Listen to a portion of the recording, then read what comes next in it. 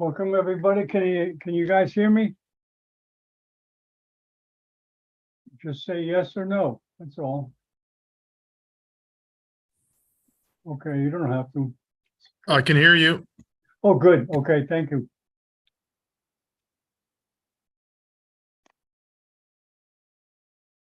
Where are you from, Mohammed?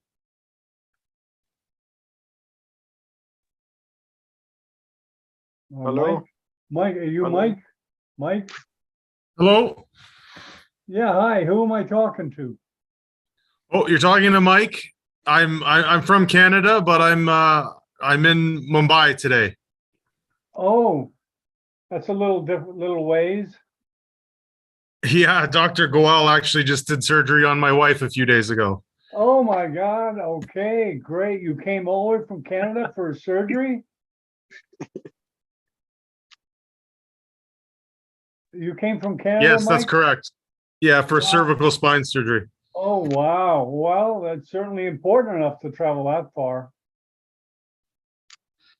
Yeah, it sure is. Was the trip difficult? Yeah, it took about 24 hours to get here from Vancouver. Oh, wow. Wow. Yeah, I lived in Vancouver. I loved it. I loved Simon Fraser. The school was on the hill there in Burnaby. Oh, yes. I loved it. I loved it there. But so you're a patient or a neurosurgeon? No, Dr. Goel just thought I might be interested in watching this seminar. Yeah, excellent. You're welcome. You're welcome to. And you'll see. We call him the king of Zoom because he does the most. He does the most Zooms of anybody in the neurosurgical field. And now we're trying to expose Latin America to him. Of course, his talk will be in English, so you'll understand. So I'm sure you don't want to discuss your wife's pathology, but did things go well or so far? Yeah, things went really well. So far, so good. So yeah, he basically put a couple titanium plates in to stabilize her C1 and C2. Okay, good. He's the best speaker, and of course his reputation is really good in the world. I mean, as you probably know, he's a world-class guy.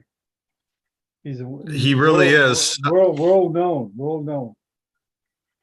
They don't do that type of surgery in Canada, so we're very really? fortunate. Yeah, we're very fortunate that he agreed to operate. So Okay, good.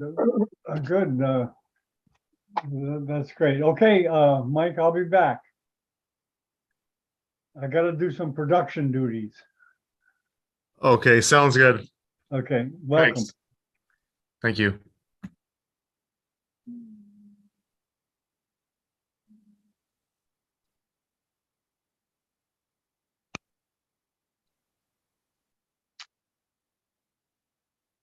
Right.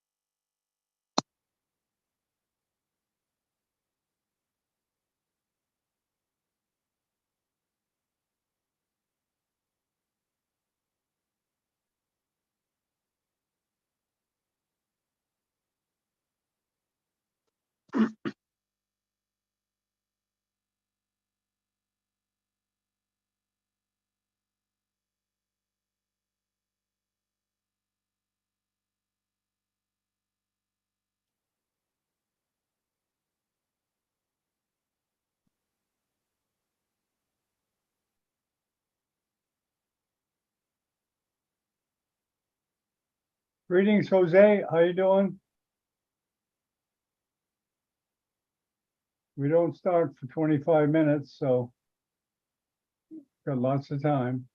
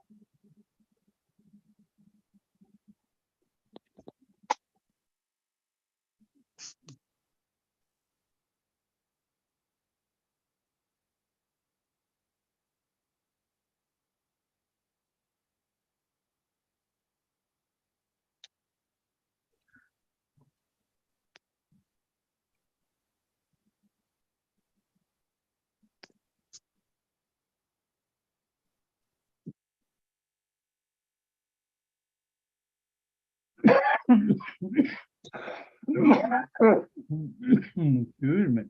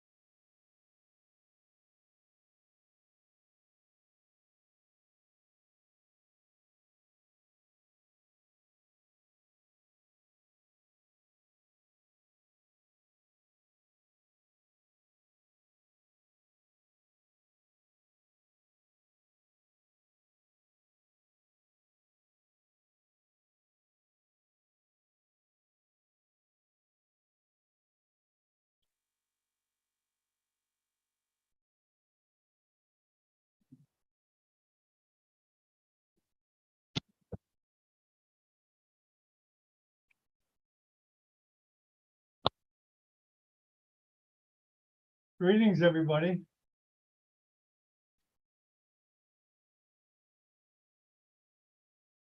Is my camera cloudy or something?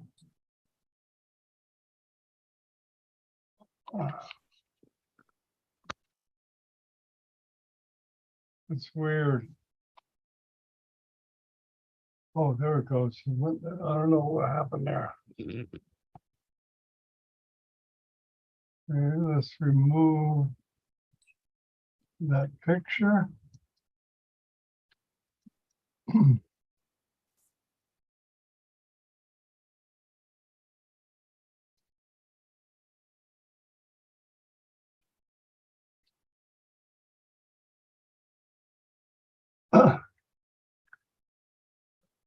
Jose Julissa, you there?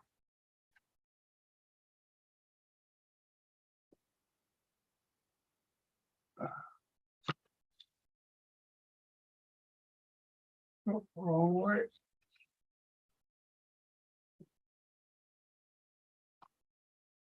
Trying to get off the beach so you can see the beach. You guys like the beach? No one's talking.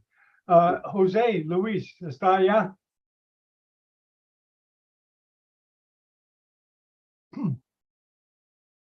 Está presente.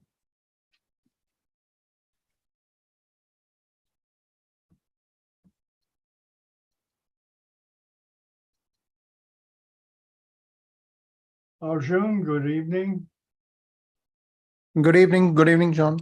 Oh, good. I'm glad everyone loves the beach. Who am I speaking to? Yeah, this is Arjun. Hey, how you doing? I'm fine, John. Good, nice to see you. Wait, have I met you before, Arjun?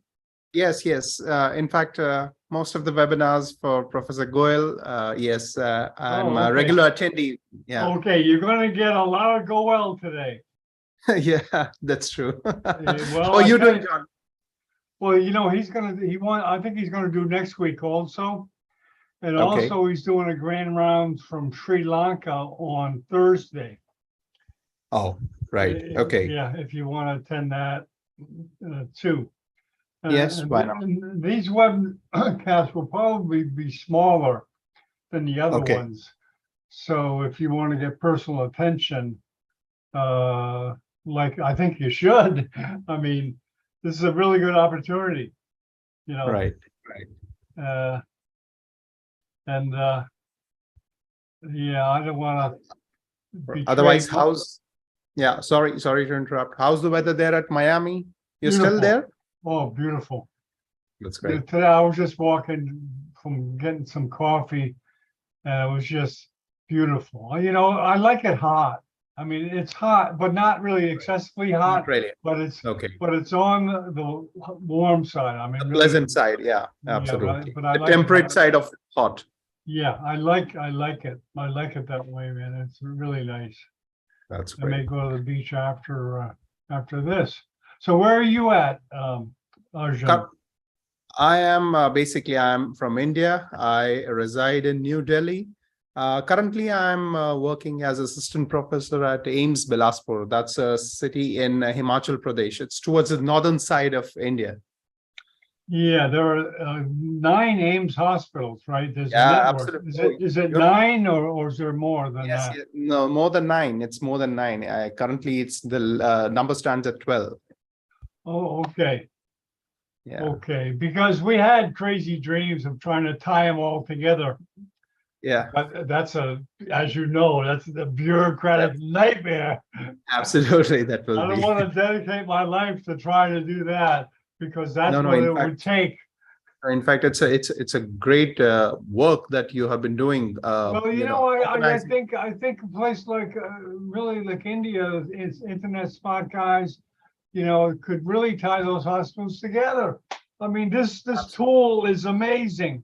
This tool is amazing. That's true. Yeah, And that and- too, in this current scenario, current era, yes, it has been a boon for all of us. Yeah, and the way that India is set up, it's so far away, and Yeah. but people can have access to the best education. Absolutely. With Absolutely. with this platform, This once we this develop it. platform. True, Yeah, once absolutely. we develop it, we're concentrating a lot on Latin America now. It's a smaller goal than the rest of the world, but we'll see how that goes. And I'm Okay. finding that the groups, Zoom groups are smaller, but I'm seeing that there's more interaction actually. Because Yes, it seems that people are less timid to share when there's just a couple of people. true, that's true. So it's not such a bad thing if it's not a big group. No, that's very true, very true. But yeah, we'll be starting in a second, and welcome. Yeah. Jose, you back yet? Jose's giving a talk also. Okay. Well, we're gonna see if Atul can go first since it's late at night in India. It's 9 o'clock, 9:30, right? It's exactly 9:30. Yeah. Yeah. So let's see. There's Abby. Oh, good. Abby's here. Good. I think Oh. someone else is. Sylvia's here. Good. Sylvia from Colombia. Hi, John. Hey, Abby, how you doing? I'm good. How are you? Good. You got an evil smile on your face, so Abby. I don't know. See, it's evil. I don't know what you've been doing. Well, they don't No, win. no. It's all No, over your face. It's all over your No, face. Long time, John. No, you will smile. Yeah, how you been? Yeah, I guess we'll try. Well, Atul will go first since it's so late in India. I hope I think, yeah. Jose doesn't I think- mind. Jose, you there? Yeah, I think he'll go first. He should go first. Yeah. And it's up to Atul how many he wants to do. He's certainly welcome to do next week, which would be fine. Or if you want to do a series, that'd be fine too. So we're open for that.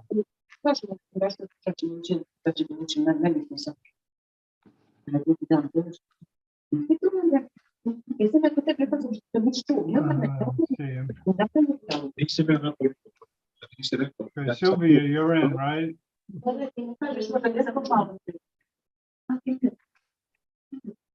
Hola, buenos días a todos. Good morning to everybody. It's a Buenos pleasure dias, to be buenas tardes. here. Greetings to everybody from Colombia. Oh, Sylvia, espera, Sylvia, hay un problema con ruido. Okay, Sylvia, ¿quiere hablar? Hello, good morning to everybody. It's a pleasure to be here again. Bienvenido, Saludos a Sylvia. todos. Sylvia Buenos de días. Colombia, ¿verdad? De Barranquilla. Yes. Barranquilla, Yes. ¿verdad? I'm sending greeting from Colombia to everybody. It's a pleasure to be here. Saludos a todos en español porque soy cubana. Saludos a todos. Sí, esta It's a pleasure to be here. charla, Sylvia, es media español, media half English. Atul is That's going- okay. That's okay. Yeah, Atul is going to speak in English, of course. Although he's been spending, I don't know, Abby, he's been spending a lot of time in Latin America. Don't worry, John. He could be moving away. No, I don't think he's moving there. Don't worry, John. He's here. That's okay. Yeah, it's different in India. Yeah. So anyways, yeah, but you know, I've seen Atul do small webinars. He still does a great job, and I mean, the panelists are lucky. Yeah. A lot of physical meetings now too, John. Traveling has started. Yeah, oh, really? You guys are doing more now? Yeah, we're doing more now. Oh, okay. Okay. I mostly do the weekends. Okay. People seem to want the weekends more. Hey, there's Yeah. Marco.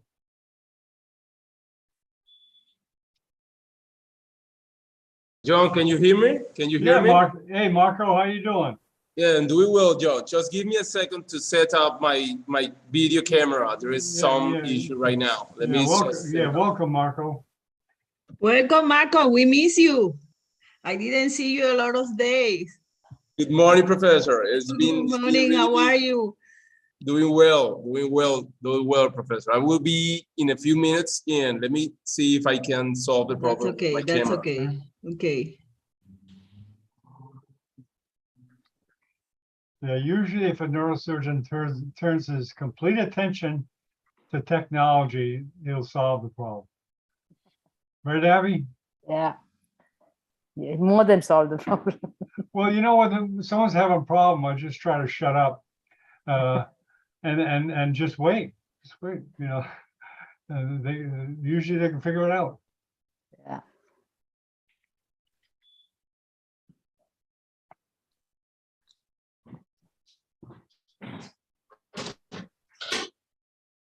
Have you communicated with the tool, Yes, yes. or he wants to make the grand entrance? That We should be don't. We John. don't have the elephants today. You tell him that. Okay.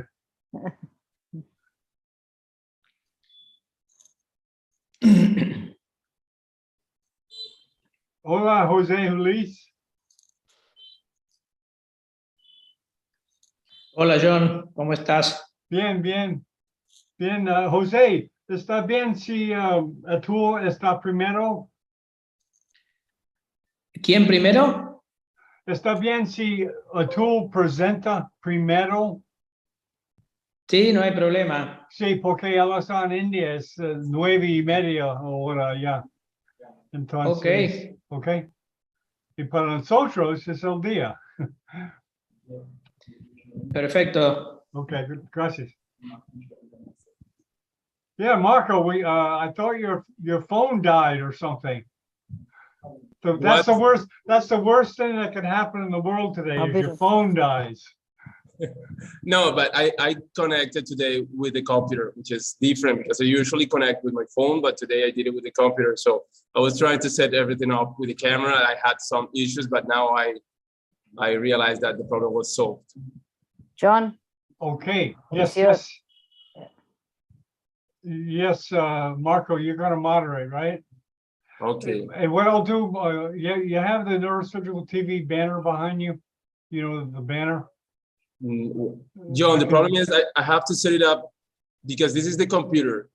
Let me see. At least I No, can. don't worry. Don't worry about it. No, Okay. it's tough working on a strange computer. It's very hard. Yes, I have to redo everything and put the logo. No, I'll just introduce you. Abby, do you want to moderate, Abby, or I don't know, I should ask Abby first, really. no, I think he can do it because I don't know if I'll be there for the whole, I will be able to stay for the whole thing, right? Oh, that's right. Yeah. And plus Marco's bilingual, so, John, he's here. The Dr. Goel is here. You can get him. okay. Okay. Okay, everyone, please rise.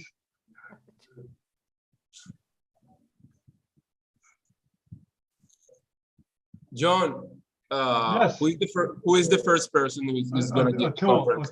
Atul Goel? is going, yeah, Okay. yeah, I'll introduce you first, okay, Marco? Okay. And then you introduce Atul. Profesor John. Atul está pidiendo que lo dejen entrar. Yes, Okay. John. Yes, Yeah. John. Professor Atul is asking to. I let him in. I let him in. He's in according. as a Atul, part of- are you there? You there, Very, Atul? very much, John. I'm here, and I'm here The with you. king, the king is here. The king is here. We are all standing. We're all standing. You know that. John, Yes, Atul has come on elephant. yes, yes. We had. No, we didn't have the elephants because in Cuba they're very rare. Gabriel. Okay, Atul, you're gonna go first, okay? And just do what you want to do, okay? Okay. How much time I have, John? Well, how much do you want?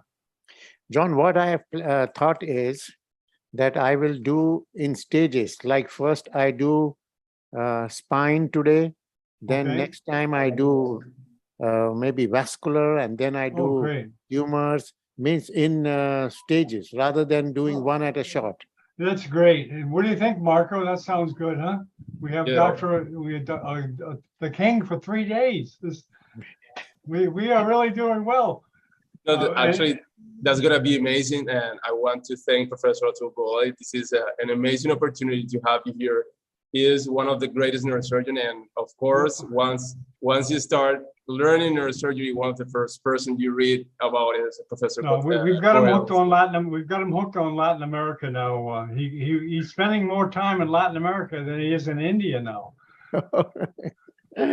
So what that is done now. So I will do Right. in stages, and we will organize the dates, etc. Right? Yeah, you just email me the information. Okay. Okay. So, Okay. Fine. let's start it off. Okay. Okay, John, Ken. so just a Yeah. second, let me ask you something. We are going to do the introduction in English, right? Or in Spanish? Well, kind of both, you know what I mean? Probably give the introduction in Spanish. Because I think Dr. Goel probably understands enough to know what you're saying. Okay. So and it's then, Spanish first, and then Yeah, introduce in yeah, English? Spanish first, and And then then- just introduce them in Spanish. That's okay. I Okay, think good. most people will understand. Okay, Okay, I'll introduce you first, okay? okay. Okay, 10, 9, 8, 7, 6, 5. Good morning from Miami Beach. This is Dr. No, buenos dias de Miami Beach. This is Dr. John Bennett. Gran Rondes de Neurocirugia en Cuba. Déjame introducir el jefe de este grupo, Marco Barral. Bienvenidos, Marco. Bienvenido, muchas gracias, John, muchas gracias para todos. Hemos estado un poco ocupados realmente y hemos tenido algunos domingos en el cual no hemos podido estar como regularmente hacemos, pero bueno, siempre y cuando haya la intención y las ganas de traer neurocirugía un domingo, aquí siempre estaremos. Agradecerle a todos una vez más por la presencia. Hoy tenemos la oportunidad de contar con espectaculares neurocirujanos con nosotros, con temas de gran interés, y tenemos entre nosotros la oportunidad y el orgullo de contar con el profesor Atul Gowal, profesor neurocirujano de la India, que actualmente radica en los Estados Unidos, y que bueno, que todo el ámbito neuroquirúrgico lo conoce. Voy a hacer la introducción en inglés. We have the opportunity to have this afternoon, this amazing Sunday, this Cuban ground rounds, and we have the opportunity once again to have Professor Atul Gowal and among others neurosurgeons with this amazing Cuba ground round that is being organized by Neurosurgical TV. So Professor Atul Gowal, this is a great honor for the whole community of Cuban neurosurgery to have you here on board with us. So please feel yourself free to share all your knowledge with us, and we'll be fully attentive to your conference and all the conference coming after you, sir. So it's a really honor, and please, this is your space now. Okay. Just a minute. Let me see. First of all, I must say that I'm extremely honored and delighted to be presenting in front of Cuban neurosurgeons and young neurosurgery students and residents of Cuba.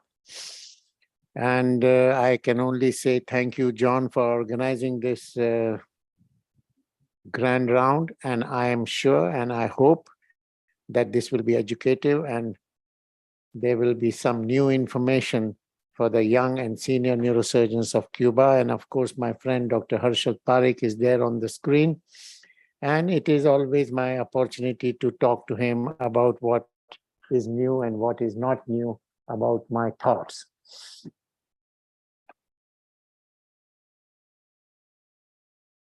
Just a minute. Let me first share my. No.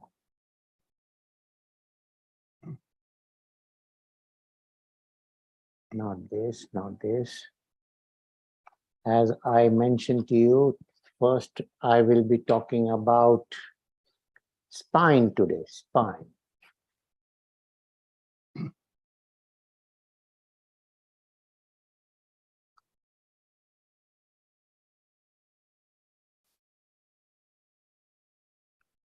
Yeah, perfect. Okay, John, and my dear Cuban friends and all other students or fellow travelers in neurosurgery. You see, we are all fellow travelers. We are traveling in search of new knowledge, new information, new wisdom, and newer ideas to treat our patients in the best fashion that we can treat. So I will be talking on some newer concepts in spine surgery. And my next lecture will be some newer concepts in skull-base surgery. And my third lecture will be on some newer concepts in vascular surgery. So be ready to get a new thought on our subject of neurosurgery. When we talk of spine surgery, we talk of compression and we talk of decompression. I will take you beyond decompression. I will take you to a thought process where compression is not the issue and decompression is not the treatment. We should not always talk of compression and decompression. So that is my topic, looking beyond decompression. And as I evaluate the subject of spine, as I evaluate the subject of craniovertebral junction, I understand that compression is never an issue.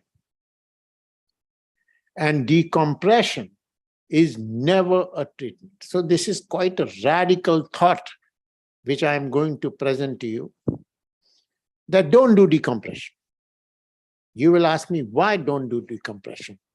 My concept is that compression is never primary. Compression is never an issue. Compression is always protective, and compression is always reversible. Compression indicates the presence of spinal instability, and compression indicates the need for spinal stabilization. Decompression is never the treatment. So this is a concept which I am going to present before my Cuban friends. And I want you to listen properly and dedicate your some time towards my thoughts.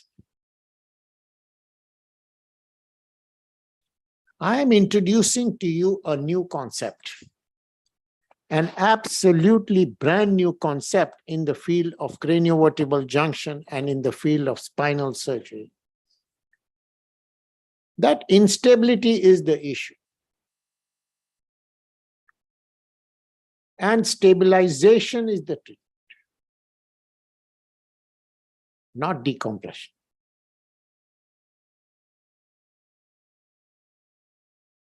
Music of movement. Life is dictated by movement. When there is movement, it is life. And if there is no movement, there is no life. Movement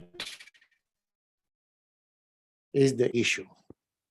Stabilization or stability is the issue. So if you see the various animals, human animal is different from all other animals on the planet by the fact that we have standing human position. No other animal has standing position. All our muscles, all the human muscles are located on the back of the spine and back of the neck, like no other animal. There is nothing in front of the spine. There is hardly any muscle in front of the spine. Because these muscles facilitate human standing position throughout the life, sitting, standing, walking, all these muscles are focused on that activity. In a bird, the entire activity is focused on the shoulders of the bird or in the wings of the bird. So there is no spinal problem in the bird.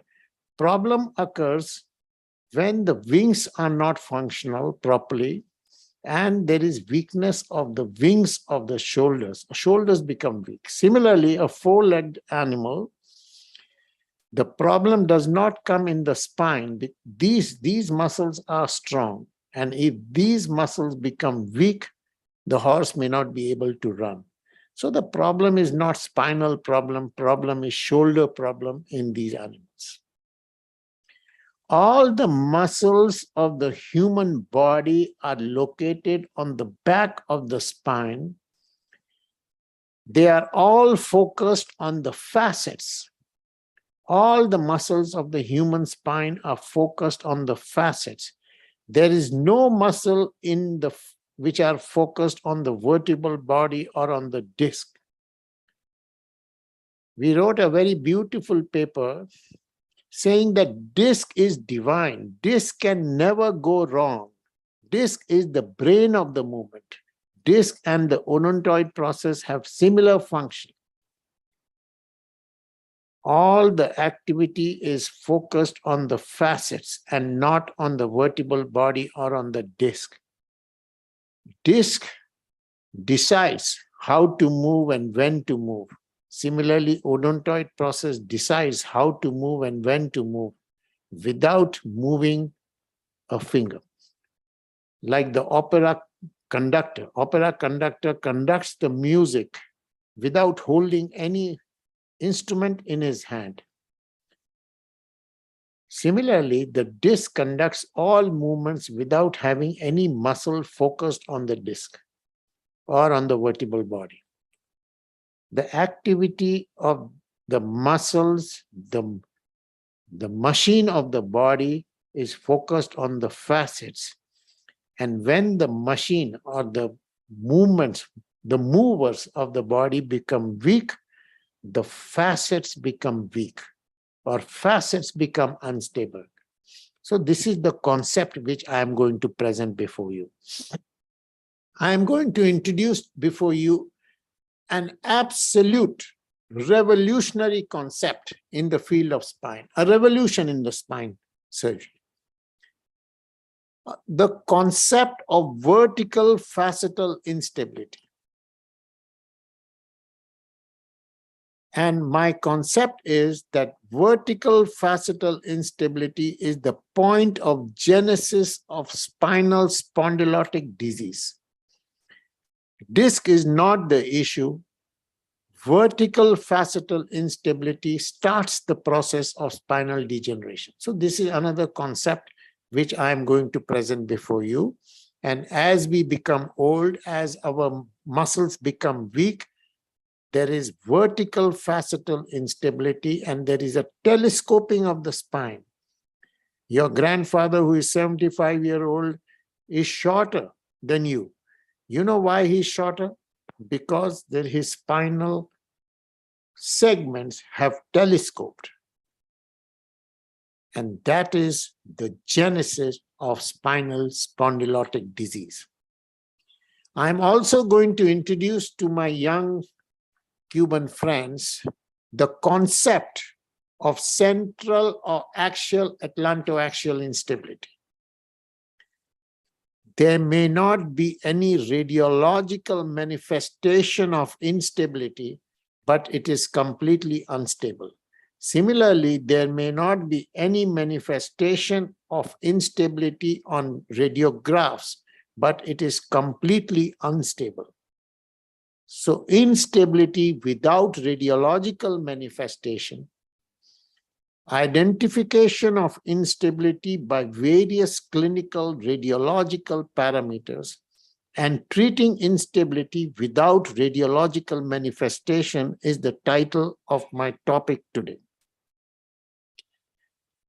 There is no question in my mind that if you understand this concept of central or axial atlantoaxial instability, there can be a complete revolution in the understanding of craniovertebral junction. So facets are the issue, facets in the craniovertebral junction and in subaxial spine. Muscle weakness is the issue, and it translates on the facets, and facets become weak, or there is an instability at the facets of the craniovertebral junction and subaxial spine, from where starts the problem. There is an issue of acute instability, and there is an issue of chronic instability. Chronic means long-standing, maybe 10 years, 15 years, 20 years. And when there is a chronic craniovertebral or atlantoaxial instability, there are several natural reparative gains which happen, which all look pathological, but they are all secondary. They all appear to be compressive, but they are all protective, and they are all reversible. So this is the concept. Now you carefully see this slide. If there is chronic atlantoaxial instability, which is the father of all the problems, and the children of this father is Chiari malformation, syringomelia, external syringomelia, syringobulbia, short head, short neck, basilar invagination, short body, kyphoscoliosis, and many other issues. All these issues are secondary. They are considered by the world today to be pathological, which I am saying they are not pathological, they are secondary, and they are protective. And most importantly, if you do atlantoaxial fixation, they are all reversible.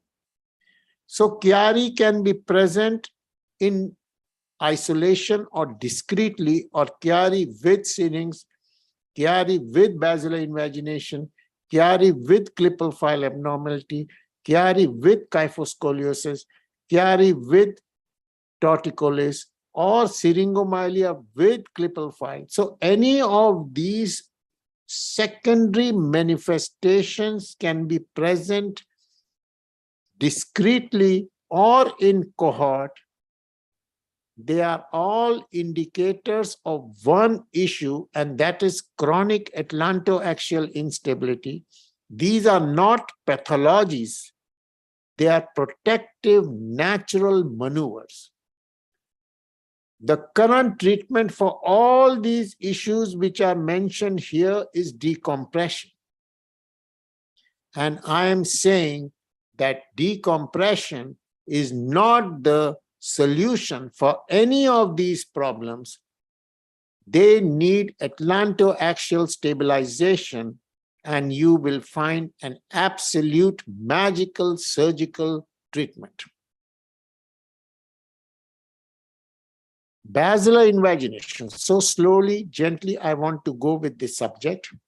Basilar invagination was considered to be a fixed atlantoaxial instability. 20 years ago, there was no other treatment in the world 20 years ago for basilar invagination. This would need transoral decompression, and this group will need foramen magnum decompression. The whole world was doing only decompression as a treatment for basilar invagination.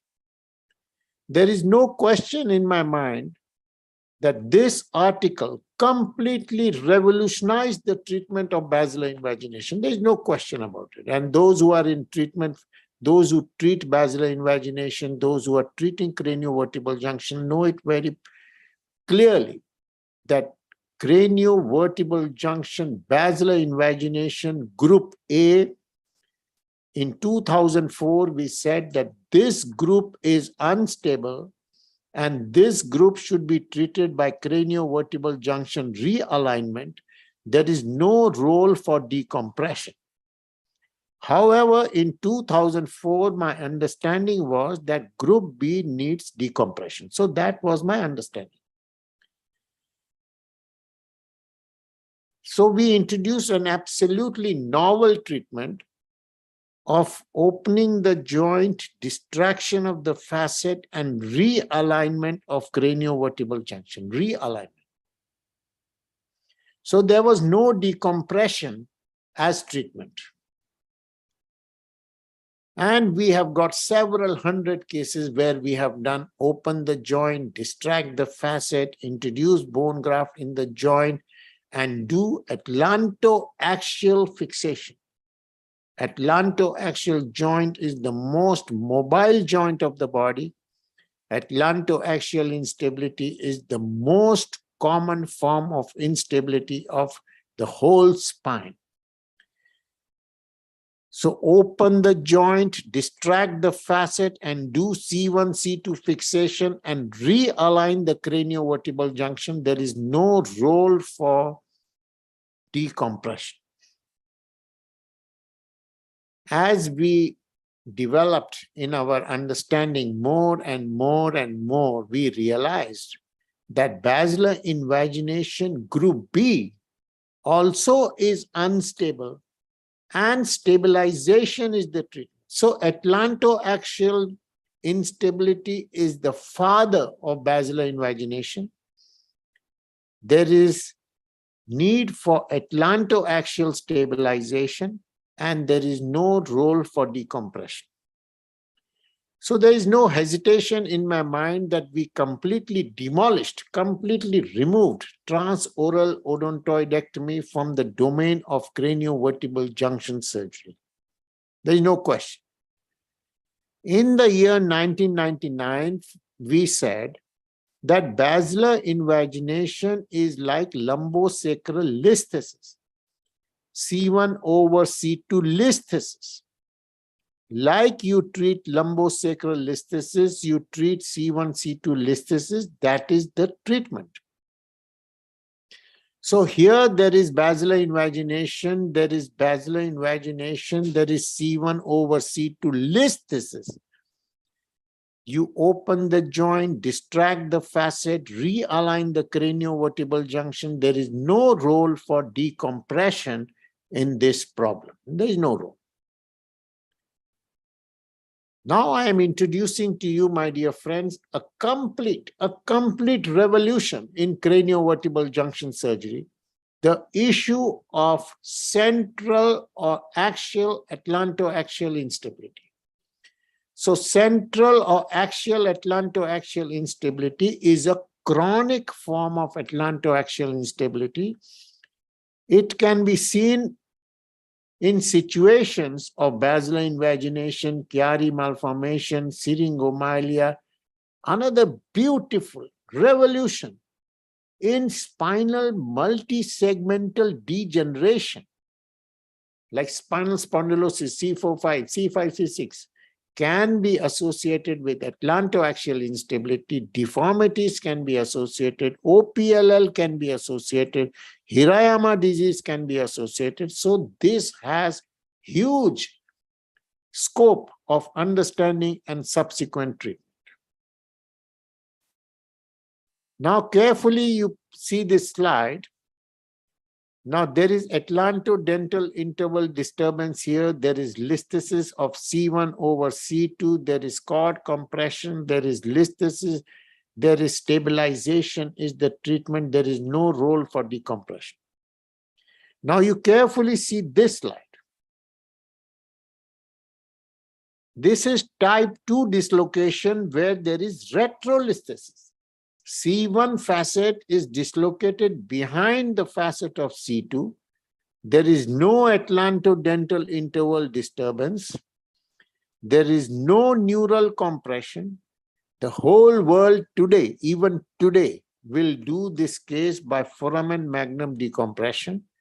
And I am absolutely clear in my concept that this is completely unstable situation.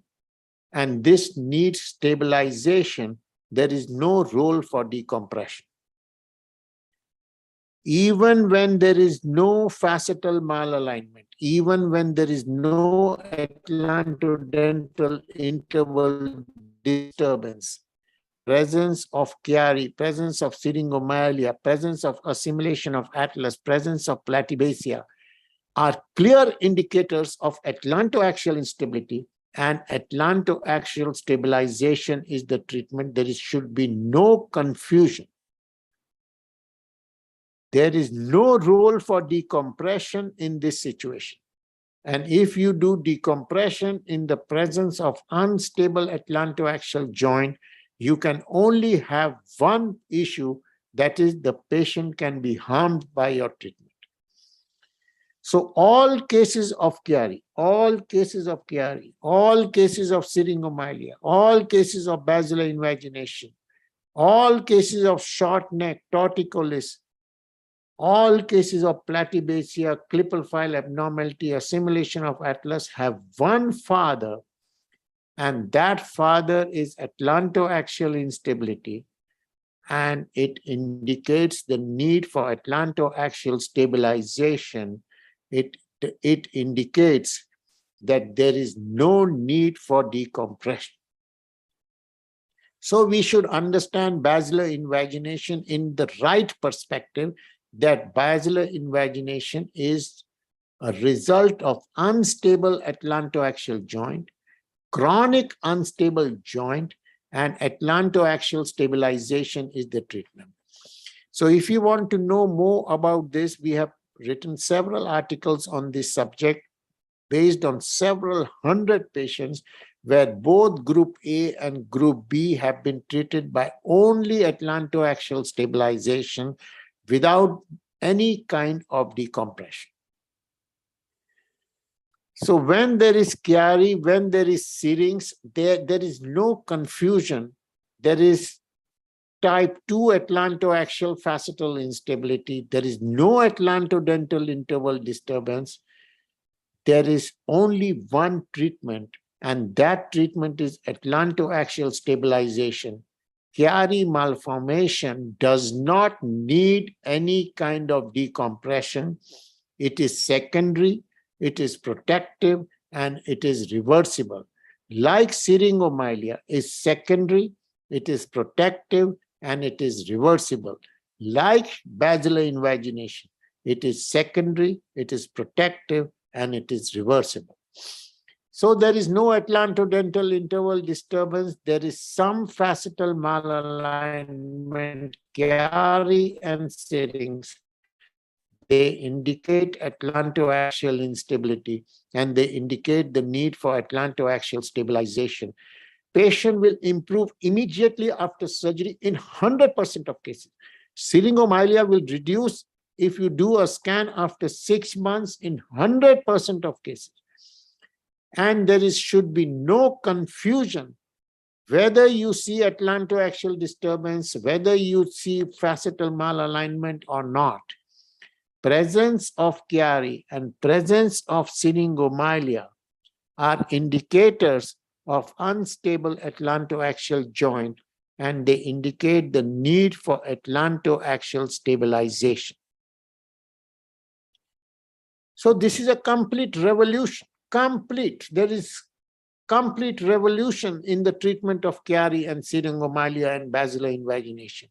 Even when there is no atlantodental interval disturbance, no facetal malalignment, presence of Chiari is a clear indicator of the need for atlantoaxial stabilization. This concept of tight posterior cranial fossa was introduced by us about 25 years ago. We had said that there is no need to open the dura. It is tight posterior fossa for the first time. But today I am saying no tight, it is not a tight posterior fossa. It is unstable atlantoaxial joint, and there is a need for atlantoaxial stabilization. And we have got several hundred patients where we have done for Chiari and syrinx only atlantoaxial fixation, and the result is just one, and that result is magic. Clinical, radiological, and you introduce a new life for the patient. And many a times I say that this treatment is a magic treatment. And you see syringomyelia can disappear in the immediate, not disappear, but reduce in the immediate postoperative period. Like you do the scan next day and the syrinx has reduced, and of course delayed after 6 months or 1 year. 100% of patients, the syringomyelia will reduce in its caliber. So we introduced this concept that Chiari, basilar invagination, and syringomyelia are all related to atlantoaxial instability, and atlantoaxial stabilization is the treatment. This article of mine was quite an article which was discussed quite heavily in the literature. The article title is Atlantoaxial Instability the Cause of Chiari and Atlantoaxial Fixation is the Treatment? And many of you, and at least some of you, must have read this controversy. The controversy was that maybe instability is present when there is basilar invagination. So I wrote an article, even when there are no bone abnormality, atlantoaxial instability is the cause of Chiari malformation. If you see the title, I'm saying that Chiari is secondary, Chiari is protective, and Chiari is reversible. So I labeled it as Chiari formation, not malformation. More recently, about 3 or 4 years, I wrote this article with 388 cases of Chiari treated with only fixation without decompression. And magic, 100% result you cannot see. Even appendix operation, hernia operation, you will not see 100% result. Now, Chiari, you treat Chiari malformation with foramen magnum decompression. I have said that your patient will never recover. And now I'm getting patient after patient where the foramen magnum decompression operation has failed. And then I do atlantoaxial fixation, and I wrote this article on this subject. This patient here, there is Chiari and syrinx and shunt here. This patient was operated some 13 times before he came to me. Then I did atlantoaxial fixation. The syrinx reduced, and this patient got a new life after going after 13 or 14 operations. So I like to call Chiari formation and not Chiari malformation. It is a protective natural airbag. I like to call craniovertebral alterations and don't like to call craniovertebral anomalies. For the first time in the literature in 1996, we said that syringomyelia is helpful and not harmful. Believe me, my dear young friends, syringomyelia was always treated by shunts and syringopleural and peritoneal shunt. My articles have completely changed that concept of treating syringomyelia. The other controversy was that this Chiari formation is can be associated with atlantoaxial instability only in adults, not in children. Now we have got several children where Chiari is treated by only fixation, and the result is only one, and that result is new life for your patients. So this is a child with Chiari and syrinx, and this was treated by only fixation. I said that when Chiari and syrinx are present together or separately, discretely or in cohort, they all indicate atlantoaxial instability. So here there is syringomyelia without Chiari. This indicates atlantoaxial instability and indicates the need for atlantoaxial stabilization. There is no need. This kind of idiopathic syrinx, nobody in the world knows what to do and how to do and when to do. Only treatment the world knows is syringo-subarachnoid shunt or syringopleural shunt and all these kind of things. But this is a secondary manifestation of atlantoaxial instability, and stabilization is the treatment. clipal file abnormality is a protective natural response to atlantoaxial instability. This concept can be complete revolution in the treatment. And I want you to understand this concept. And I want you to understand this concept in great depth, because there is a potential for you changing the treatment of your patient.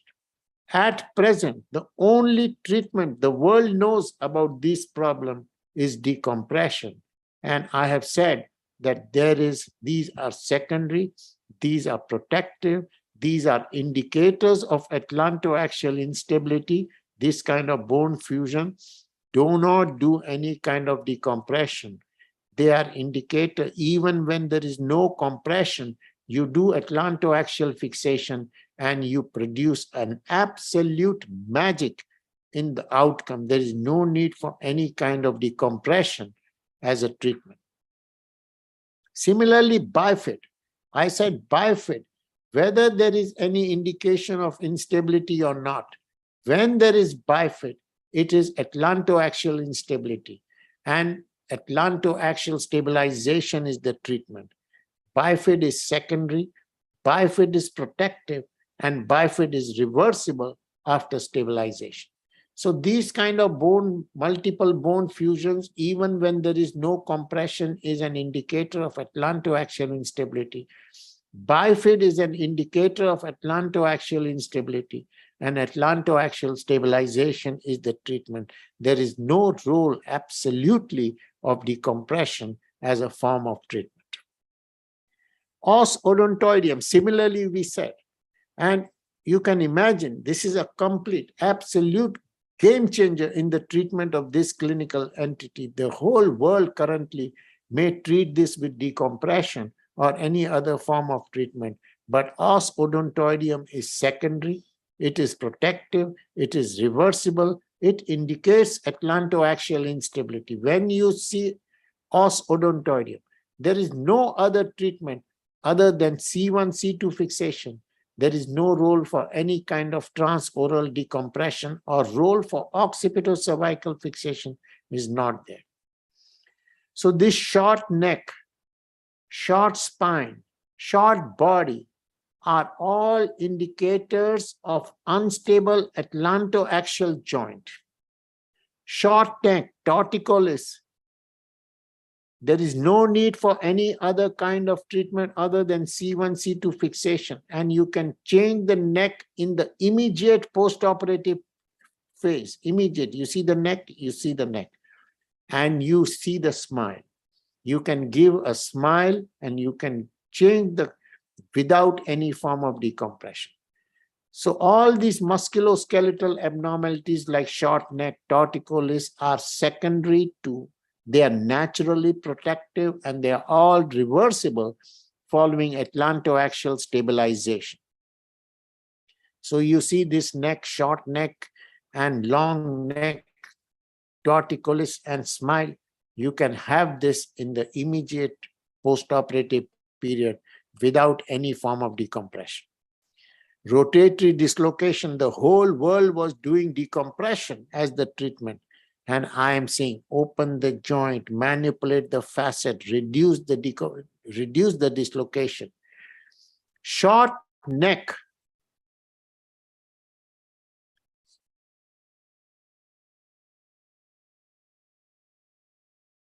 Now you see, beautiful, an absolute revolution.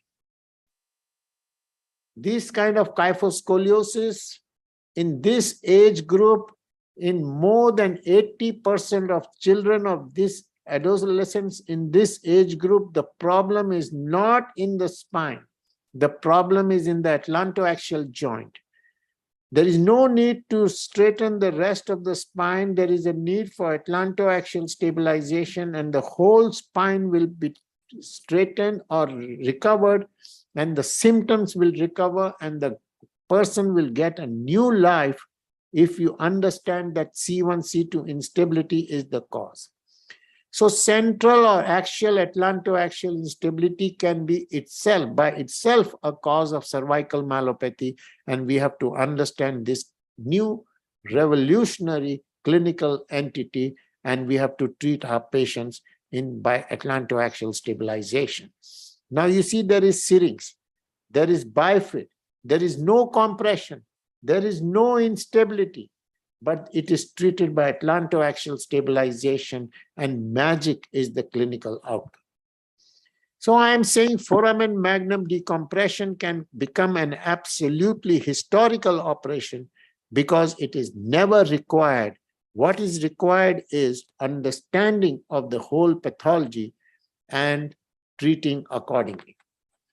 So what I will do now is I will wait for some questions if you have, and then I will go for the next session on subaxial spine. You think, John, are there some questions?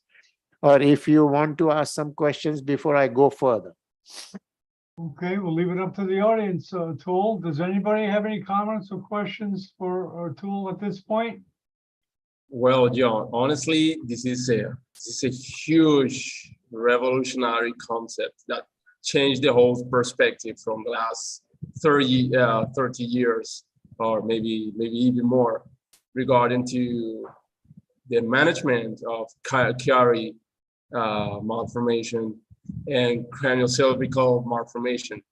Because, for example, there is also a few authors from Spain that are speaking about cranial spine cervical syndrome, which is they are stating that the main cause of primary spinal syringomyelia, the scoliosis, scoliosis, the Chiari, even Chiari-1, is regarding to traction of the spinal cord. And this group from Spain, they go and they do a section of the terminalis flavum and filum terminalis. They do the section of it, and they have a huge amount of cases where they showed up that, for example, the total resolution of the syringomyelia is quite fast. And also for the primary scoliosis regarding to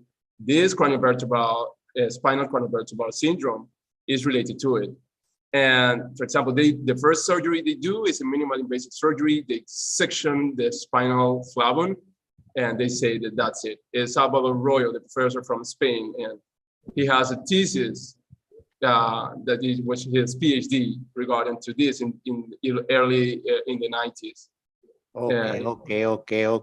Now you go. Let's go further. Okay, let's go to another revolution. Okay, are you ready? Are you ready? Yes, let's do it. Okay, this is huge. This is huge, Professor. Honestly. Now I will take you to more huge than what I have already said. Okay. Now okay, let's go. Let's go. I'm on board. You're ready? Okay. So we all know about anterior surgery, anterior cervical surgery for cervical spondylosis. We all know.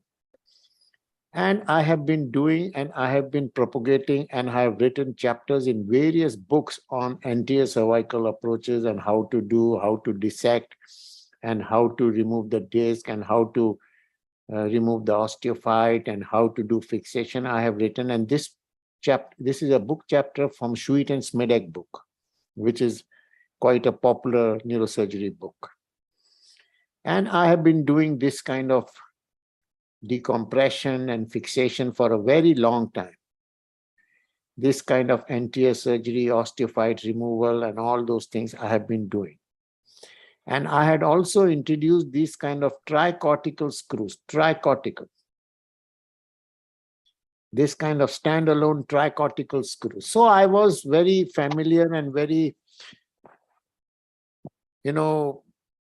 quite used to anterior surgery 25 years ago. But now we have changed, and we have completely changed. And I am going to present to you, my dear friends, an entirely new revolution in the treatment of degenerative spine. As I mentioned to you, all our muscles are located in the back of our spine, and they are all focused on the facets. Disc is divine, disc is the brain, and disc can never go wrong. So this is quite a different kind of concept. All our muscles are focused on the pulley, or the fulcrum of the pulley is the facets. And when this man becomes weak, or these muscles become weak, there is listhesis or vertical instability at the facets, which is the beginning of spinal degeneration. So this is a novel concept or a new concept. First, I will like to talk of degeneration at craniovertebral junction, which nobody in the world has ever discussed. Nobody. And we have said that atlantoaxial joint is the most mobile joint of the body, and atlantoaxial instability is the most common form of instability, and craniovertebral degeneration is the number one point of degeneration. When we talk of spinal degeneration, we talk of C5, C6, C4, 5, sometimes C3, 4, extremely rarely C2, 3, never C1, C2. I am saying C1, C2 is the most common, most predominant, at least in the elderly population. Now, I want you to see carefully this slide, very carefully. And I want you to say yes when I show you this slide. Are you ready to see this slide carefully? Say yes. Yes. Okay. Now you see there is reduction in the joint space. Say yes. Say yes. Yes, yes. There is buckling of the posterior longitudinal ligament. Say yes. Yes, yes. Yes. There is osteophyte formation. Say yes. Yes. Now I am saying that reduction in the joint space, buckling of the posterior longitudinal ligament, osteophyte formation are not primary events.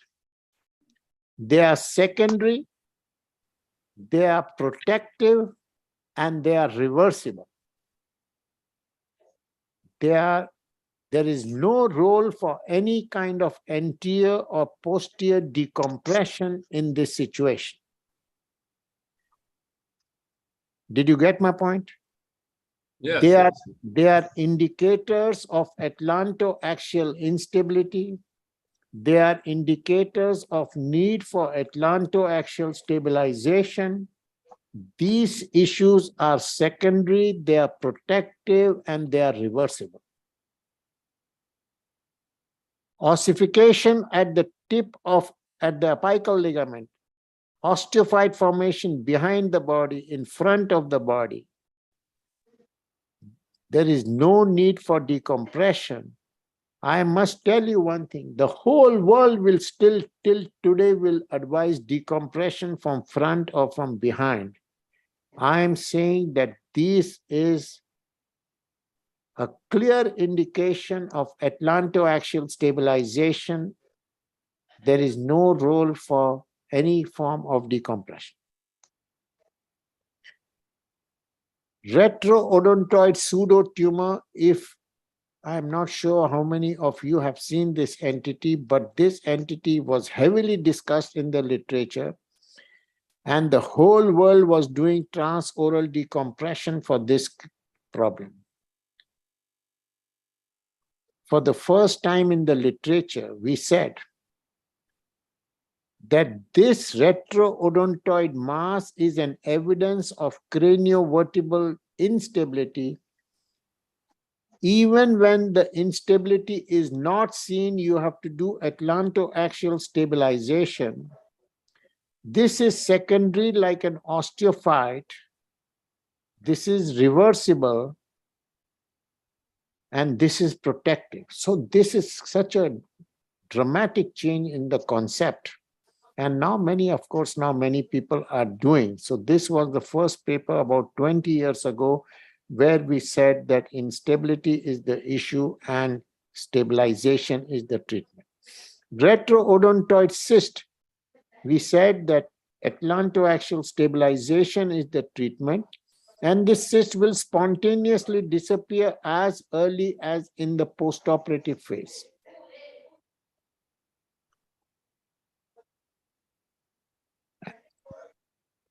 This retroodontoid cyst is an indicator of atlantoaxial instability. You do stabilization, the cyst will disappear. So these are secondary. And I must tell you that if you remove this cyst without stabilization, you can harm the person quite dramatically. And we have got several patients where we have treated by atlantoaxial fixation and this cyst has spontaneously disappeared.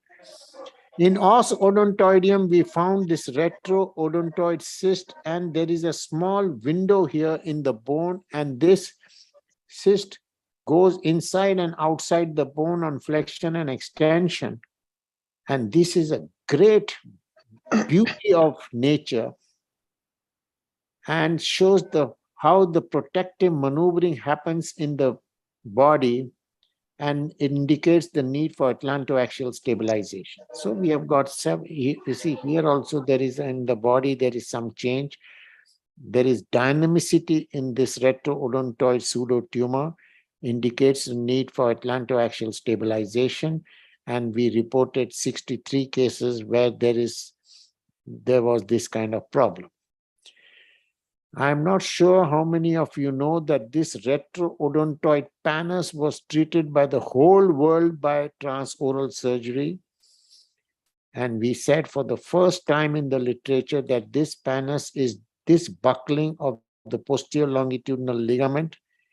And you have to do atlantoaxial stabilization, and this pannus can disappear in the immediate postoperative period or may disappear after 1 or 2 months.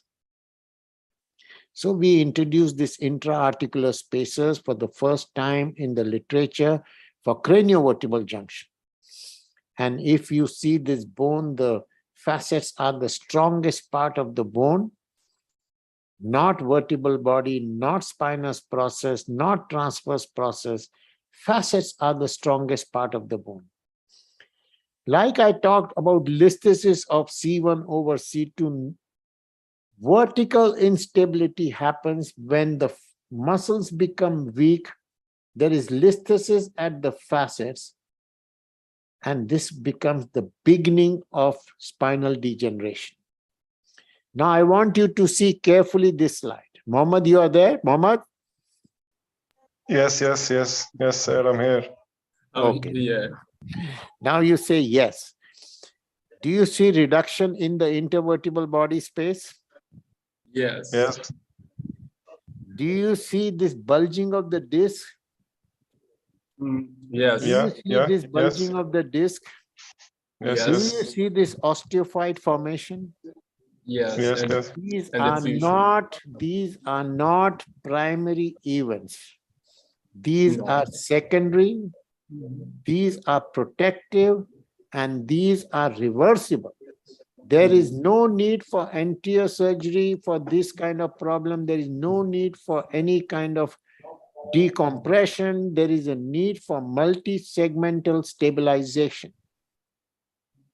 So this concept of vertical instability as the genesis of spondylotic disease is absolute, and you may not see any instability on imaging, you may not see any instability on dynamic imaging, but it is unstable.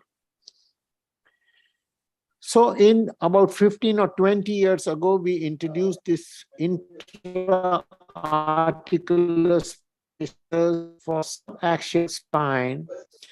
You see there is buckling of the ligament, buckling of ligamentum flavum. You introduce intra-articular spaces. This will reduce in the immediate postoperative period. And we introduced a new hypothesis of facet distraction spaces as treatment of degenerative spinal disease. And we introduced a new hypothesis that there is no role for decompression. This is an unstable spine. And another example for you, multi-segmental ligamentum flavum buckling. You introduce this intra-articular spaces. The aim is arthrodesis, and there is no role for decompression. So for the first time in the literature, we said that there is no decompression is not the treatment for degenerative spine. And we have got several cases where we have introduced these spacers and there is a new disc formation. There is buckling is gone, and of course the patient recovers dramatically. So it can be single segment, it can be multi-segment, it can be radiculopathy, it can be myelopathy, and the treatment is distraction. And the aim is arthrodesis. Aim is fusion of the unstable situation. So the problem is instability. The treatment is stabilization. Decompression is not the treatment. So you see there is this kind of disc here, and there is this disc is gone and the treatment is stabilization. And the ultimate aim is arthrodesis of the unstable segments. So you see there is compression, and there is compression is gone. There is no laminectomy, no corpectomy. I will say many people in the world will do discectomy, anterior surgery, and things like that. So this introduced a new concept in the thought process. Intra-articular spaces, and this was published as cover page of Journal of Neurosurgery in 2011. So this was a new hypothesis of spinal degeneration, this kind of listhesis as the issue and facetal listhesis as the problem. So these were the spaces that we described. On the basis of very heavy anatomical understanding, you see multi-segmental compression, multi-segmental facetal spaces, and there is complete change in the entire architecture, and ultimately the aim is arthrodesis. Even single level disc herniation, we introduced this concept that when you can introduce spaces and this will disappear in the immediate postoperative period. This can, not always, but the person will improve dramatically, immediately, without any question. Same issue we talked about for lumbar spine when there is multi-level canal stenosis. So we said canal is not stenosed, canal is unstable. The spine is unstable. There is vertical instability. There is a telescoping of the spine. This is not stenosed, this is unstable. And you do these kind of spaces, and we introduced this article in the literature in Journal of Neurosurgery about 15 years ago. So compression is the issue. For the whole spine world, compression is the issue and decompression is the treatment. Do you agree on this? Say yes. Yes, Say yes, yes. Of course, Muhammad. yes. Yes, of course, yes. Okay. But I am saying that instability is the issue and stabilization is the treatment. So we introduced this concept of only fixation without decompression, even without indirect decompression by spacers in the year 2013. And in 2020, I published my series of 215 cases. You read the title, Muscle Weakness Related to Spinal Instability as the Cause of Spinal Degeneration and Spinal Stabilization as Treatment, No Decompression. Now I will rapidly show you some cases. You see multi-segmental bulging and cord changes. Only fixation is the treatment, and all these issues are reversible. You see, everything has been reversed, and as I have said, the patient will improve in the dramatic fashion in the immediate postoperative without any form of anterior or posterior decompression. This is another patient with multi-segmental issue, and I have treated only by stabilization, and the whole system has changed. So we should look into degenerative myelopathy in a different perspective, in a different manner, not in the routine manner of compression and decompression. Is the symptom of radiculopathy an evidence of instability? I am saying yes.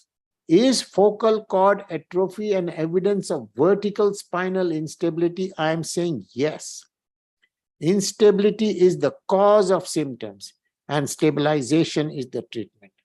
Another dramatic, you see, read the title, not neural deformation or compression, but instability is the cause of symptoms in degenerative spinal disease.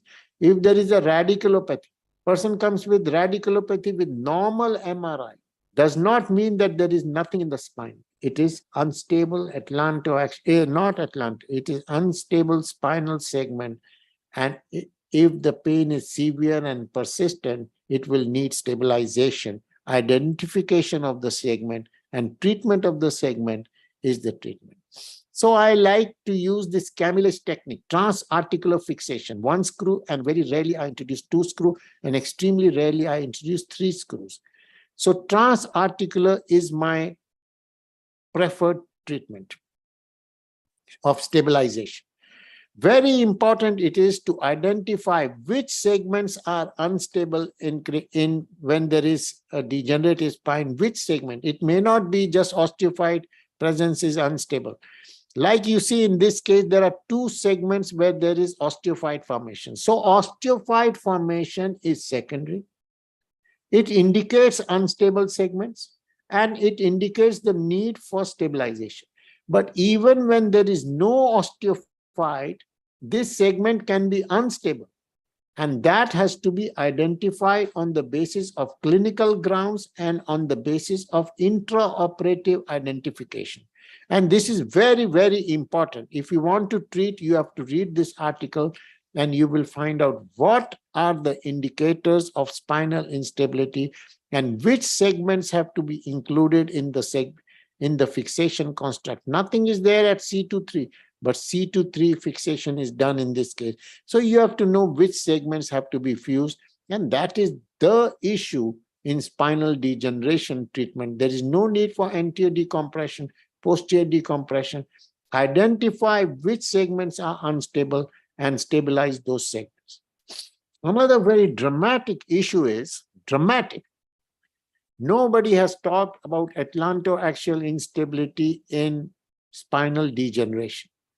I'm saying that atlantoaxial instability is a very frequent association in multisegmental degeneration. And if you do not treat, you do not treat. Even in the absence of compression, there can be C1, C2 instability or atlantoaxial instability, and atlantoaxial stabilization and subaxial stabilization without any kind of decompression. There is no need for laminectomy, no need for corpectomy, no need for discoidectomy. I have no hesitation to say complete revolution in the treatment of spinal degeneration. When there is severe myelopathy, atlantoaxial instability is common association, and you have to include C1, C2 in your fixation construct for sure if you want to cure this person. If you read this article of mine, I'm not sure, but there were some 60 patients who had come on a wheelchair, and out of them, in follow-up of 1 month, there were 40 or 45 patients walking. So you must read this article. And I related to atlantoaxial joint in the fixation construct. So we have introduced an alternative method of atlantoaxial fixation where we do C2-3 fixation and cut the muscles of the C2 spinous process. And this gives a complete atlantoaxial fixation, stops the movement of odontoid process, and there is no need to include the C1, and you retain the rotatory movements which occur at C1. You please read my article if you want to know more details about this. So C1, C2-3 fixation is a very important segment to be fixed in multisegmental degeneration. Lumbar canal stenosis. The whole world is treating lumbar canal stenosis by decompression. Say yes. I'm Yes, waiting to yes. hear. Yeah. Yes, yes, they So do. the whole world is doing decompression, and I have to say that lumbar canal stenosis is a manifestation of multi-segmental spinal instability. And you read the title that stabilization is the treatment and futility of decompression as the treatment. So this is multi-segmental lumbar canal stenosis, only treatment by Camillus technique of fixation. There is no decompression. And I have treated several cases with this and several publications in the literature in the topmost journals of neurosurgery and Journal of Neurosurgery. So the question is whether you want to remove the osteophytes, which the whole world of spine is doing. The aim of entire spine surgery is either to remove the osteophytes or to make space for the osteophytes by laminectomy. I am saying that it is not necessary to remove the osteophytes. And you please read my article on this subject in World Neurosurgery, where we have done only fixation and we have discussed the outcome of osteophytes after 12 months of surgery. So there are multiple osteophytes. You see the osteophytes have gone. Osteophytes are secondary. Osteophytes are protective. And osteophytes are indicators of unstable spine, and osteophytes are reversible. So there are multiple cases like that. So stenosis we should not call, we should call it unstable spine. This kind of deformities are secondary, they are protective, they are reversible. So this is the article in World Neurosurgery, where we had divided into 3 parts these deformities. The whole world today is treating these kind of deformities by kyphectomy and decompression and all those things. I am saying these are secondary. You have to identify the unstable segment. Here there is atlantoaxial instability. Here there is central instability. Here there is different kind of instability. You identify the unstable spine and stabilize the unstable spine. Kyphosis is not primary. Kyphosis has to be treated by stabilization. This is an unstable segment. Similarly, another revolution and complete in its complete form. The whole world removes disc herniation by discoidectomy, by endoscope, by whatever. My concept is that herniation of the disc is secondary to unstable spine, or disc herniation causes instability of the spine. Stabilization is the treatment, and there is no need to remove the disc. Quite a dramatic, quite a revolutionary, but these are all published in various journals, if you have realized. So this single level herniation is very straightforward to come and remove by anterior spinal surgery and remove this disc and fixation. But I am saying that this is an unstable spinal segment. You stabilize, it will disappear spontaneously in 100% of patients. And the patient will improve in symptoms in the evening of operation, like you have never seen by anterior surgery or posterior surgery. So this is my article, which was published in World Neurosurgery. And I hope and I wish that you read, where I talk about radiculopathy and treatment by only stabilization by Camillus technique posterior. Similarly, lumbar disc, I am saying that you do only fixation. There is no need to do discoidectomy, only fixation, and that is the treatment. And we have got several patients where we have treated lumbar disc by such a format of treatment. And we have published. Lumbar de novo lumbar scoliosis. This kind of lumbar scoliosis, if you read the literature, there is only one treatment in the world of spine: decompression. And I am saying this kind of scoliosis is a result of multi-segmental instability, and stabilization alone is the treatment. There is absolutely no role for decompression. My last presentation to you is treatment for OPLL. OPLL treatment is the most dangerous of spine. The only treatment the world knows of OPLL is decompression, either from front or behind. I am saying that OPLL and cervical degeneration, their cause is the same and the treatment is the same.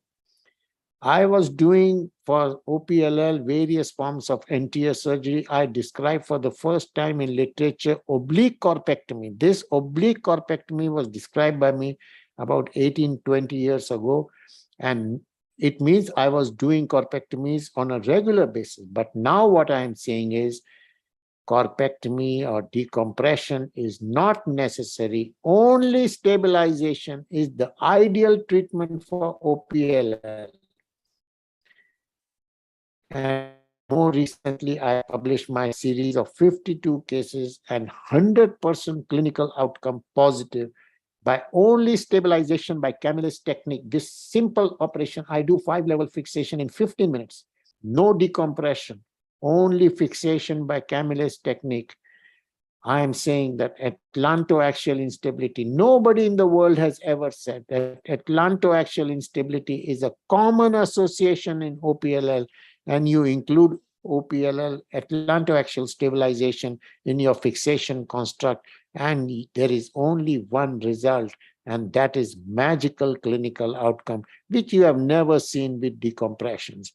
So atlantoaxial and subaxial fixation, can it revolutionize treatment of OPLL? My answer is absolute yes. So Camillus technique is one beautiful technique. You can introduce 2 screws, you can introduce 3 screws. And for lumbar spine, I introduce 3 screws quite often. Facetal fixation is the treatment. Can decompressive laminectomy for degenerative lumbar canal stenosis and cervical canal stenosis become historical? I am saying yes.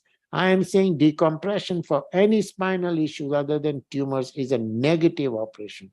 Instability is the cause of degenerative spine related to spondylosis and OPLL.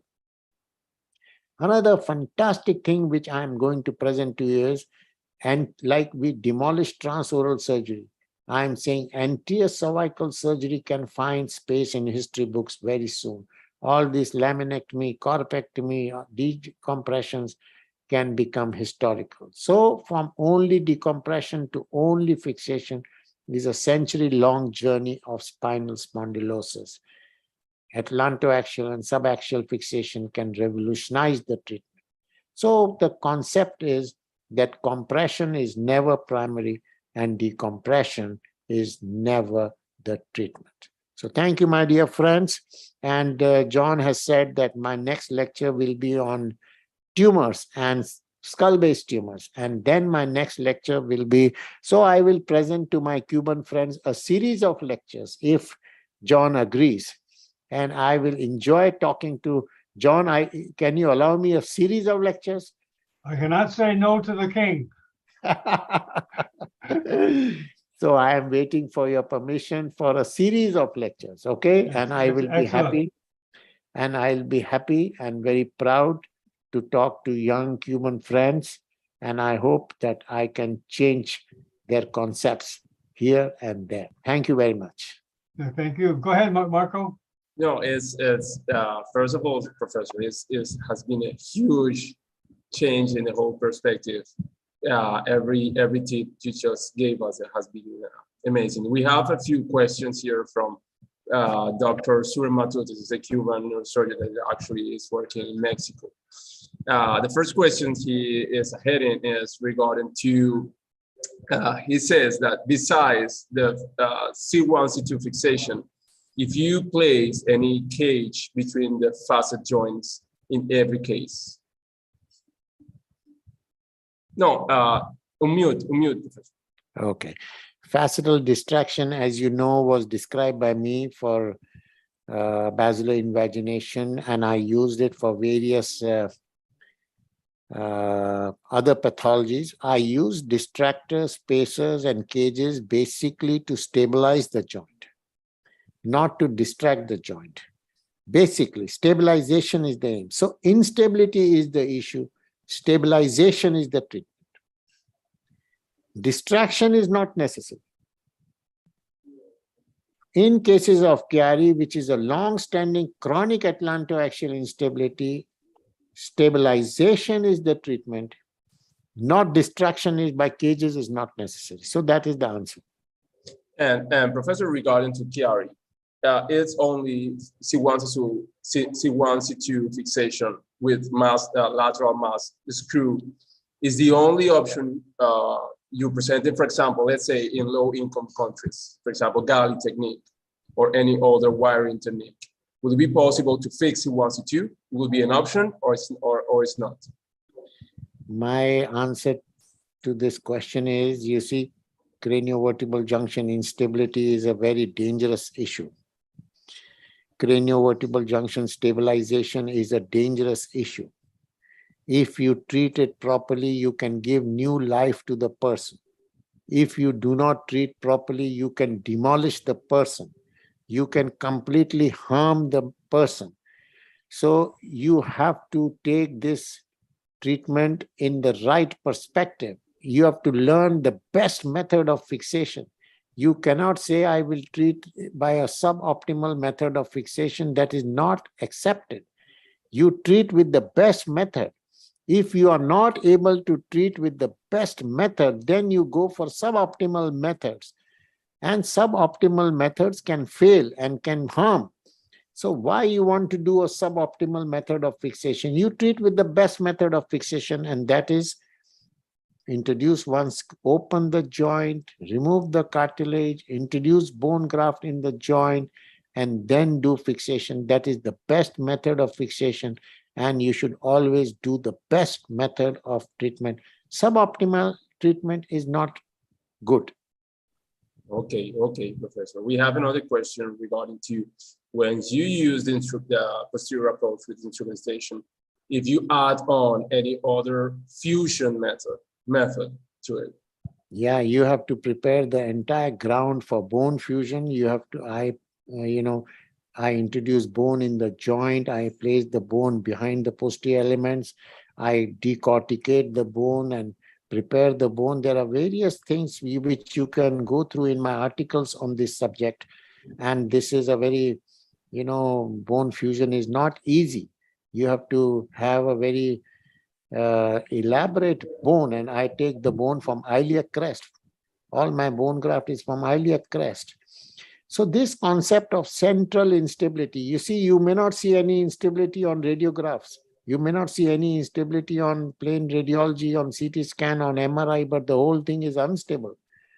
Understanding this concept can be a game changer for the patient's life. And this concept I want to introduce before Cuban neurosurgery and in front of the world neurosurgery. And this is a novel concept. It is gradually taking shape in the world. And I have no hesitation to say, with the kind of results I'm getting, slowly, surely, definitely, a new revolution in craniovertebral junction surgery is going to emerge. Okay? Okay, Professor, would you say that in acute herniated disc in a joint patient, would you say is unstable too, and that posterior fixation would So be... what I will suggest to you is this disc herniation is unstable spine. Stabilization is the treatment. This resection may not be necessary. This is a huge, as you can imagine, a huge statement to make. And I want the young people like you not to get suddenly excited about it. There are several articles of mine in the literature. You please read these articles and then come on discussion table. John has given me a blanket permission to come whenever you have called me. I will be on your screen and I will be always present. I wish that you don't suddenly jump into too many questions. If you are interested in these concepts, you please go through the literature. I have got more than 150 articles in the topmost journals of neurosurgery, and you will like to read them before we discuss this issue further. Okay, so thank you very much, my dear friends. And my next session, John will come with a next session soon. He will give you the date and time. And my next session will be revolution in complex skull-based surgical issues, tumors and other issues. Okay, so you Can I wait say for hi? another level. Now I have got my friend, my dear friend Mohammed.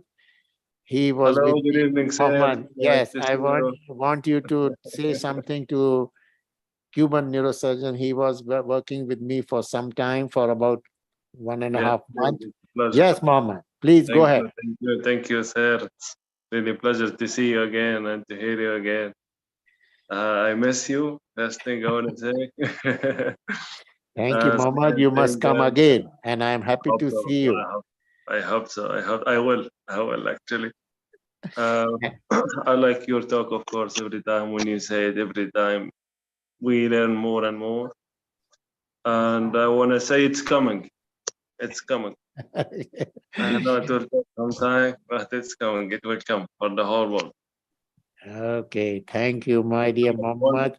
One more thing. Yeah. Yeah. Now I'm on a vacation, so I'm reading some philosophical paper. It's away from neurosurgery, but it's amazing. Very good, very good. Okay, Mohammed. So you come for the next session. I will give you information about my lectures. I really enjoyed your presence with me in India, and you are my son, and you will remain my son. Okay. Thank you. And you bye-bye, Mohammed, and bye-bye, Cuban young neurosurgeons. Okay. Thank you, Professor. Thanks very much. Thank you for everything, Professor. And I will come back to you soon in a series of lectures. Okay. Very good. We'll see you next week. Okay, John. Okay. Bye-bye. Okay. Bye-bye, John. Very good. Marco, you want to introduce the next speaker, Jose Luis Ledesco? Yes. In Spanish, right, John? Or we keep in English? Let's. You can keep in Spanish. I will be here and there, okay? Because I cannot be, it is about 12 midnight now here. I will be here for some time, but you just go ahead in Spanish and I will listen to you. Okay, Marco, ándale pues. Bueno, después de haber tenido la oportunidad de tener acá al profesor Atul Goel con estos conceptos revolucionarios realmente, conceptos que llevan más de 20, 30 años en la neurocirugía y bueno, la verdad es que constantemente nos estamos reformando y nos estamos rediseñando en el estudio profundo de la neurocirugía. Vamos a continuar con la siguiente conferencia a cargo del doctor José Luis Ledesma, neurocirujano argentino, que va a traer consigo una conferencia relacionada con los tumores pineales. Buenas tardes, profesor. Un placer tenerlo acá con nosotros. Adelante, el panel es suyo. Hola, ¿cómo les va? ¿Se escucha, no? Sí, perfecto. Pero vamos a compartir pantalla.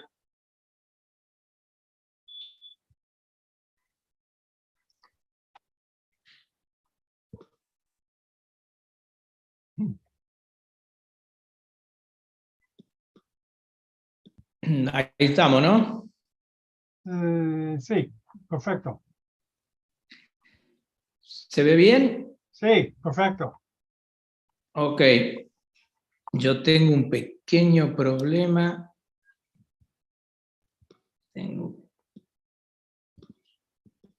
A ver si... Yo creo que reproducía esto bien.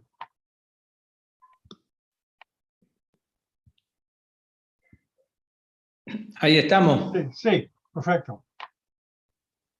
Bueno, ahí vamos a tratar de ser un poco más breve que el profesor Gael, porque ya mi familia me está reclamando el almuerzo.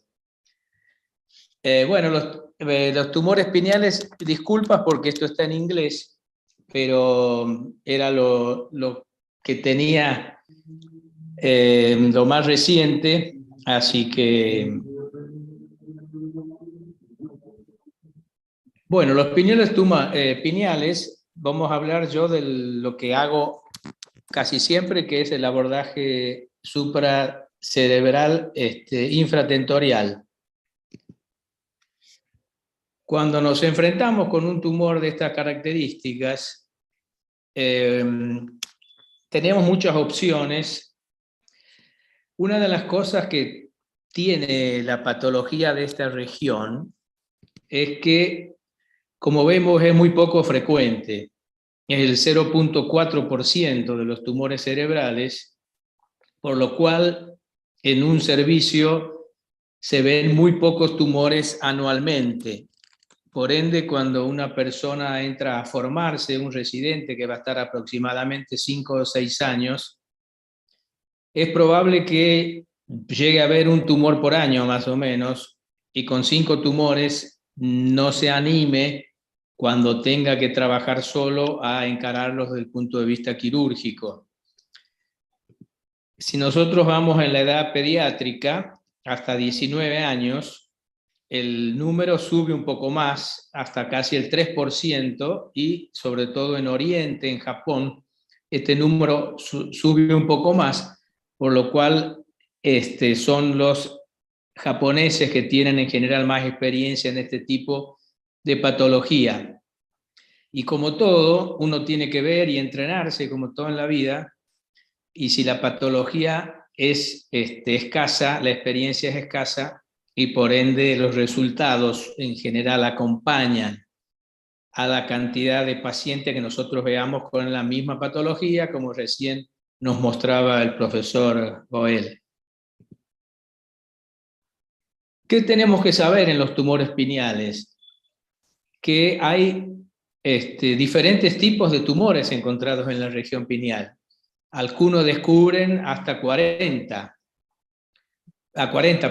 14 diferentes tipos de tumor. Muchos de estos tumores pueden ser mixtos y la patología también puede ser heterogénea. ¿Esto qué quiere decir? Que si nosotros hacemos una biopsia, puede ser que nuestra biopsia esté en una parte del tumor y que en otra parte haya otro tipo de tumor o más agresivo, y nosotros tratemos con una muestra y necesitamos generalmente, si podemos, toda la pieza. Confirmar la patología es importantísimo para el tratamiento complementario. Lo más importante para estas cosas, como sabemos, es la anatomía y el entrenamiento en el laboratorio. La región pineal está ubicada en el centro de la cabeza. Tenemos arriba el esplenio del cuerpo calloso, adelante el tercer ventrículo y los pulminares del tálamo. Abajo el culmen del cerebelo y los colículos, que es lo más importante. Muy cerca tenemos el acueducto de Silvio, con lo cual, como todos sabemos, las primeras manifestaciones que existen es el síndrome de Parinot, o sea, la dificultad para la mirada superior debido a la cercanía del colículo superior y la hidrocefalia por la obstrucción del acueducto de Silvio. Acá se ubican estos tumores, como ven, bien en el centro del cerebro.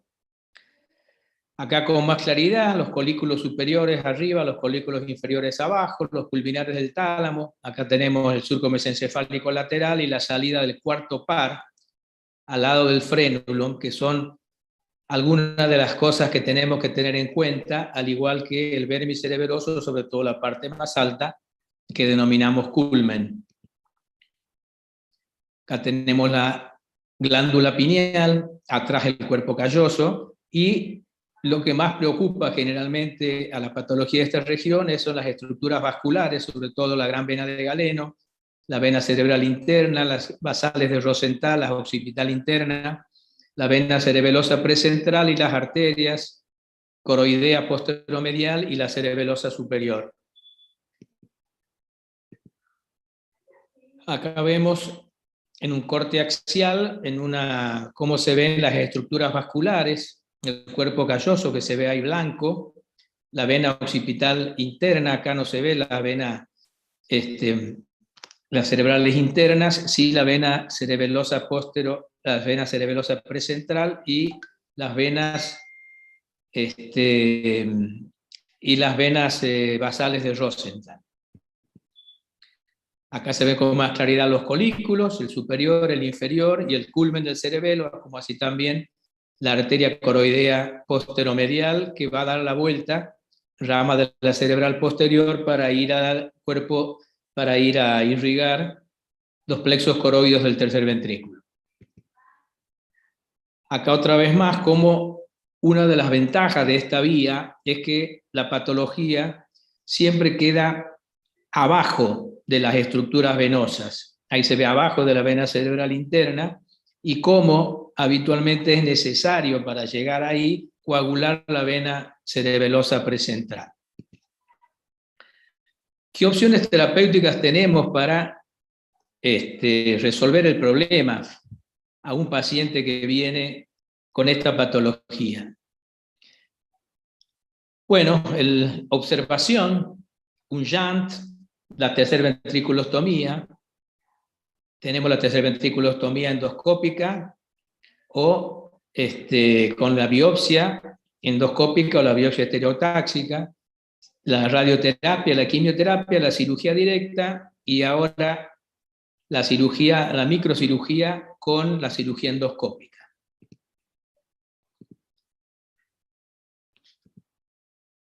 La extensión de la cirugía es un importante factor en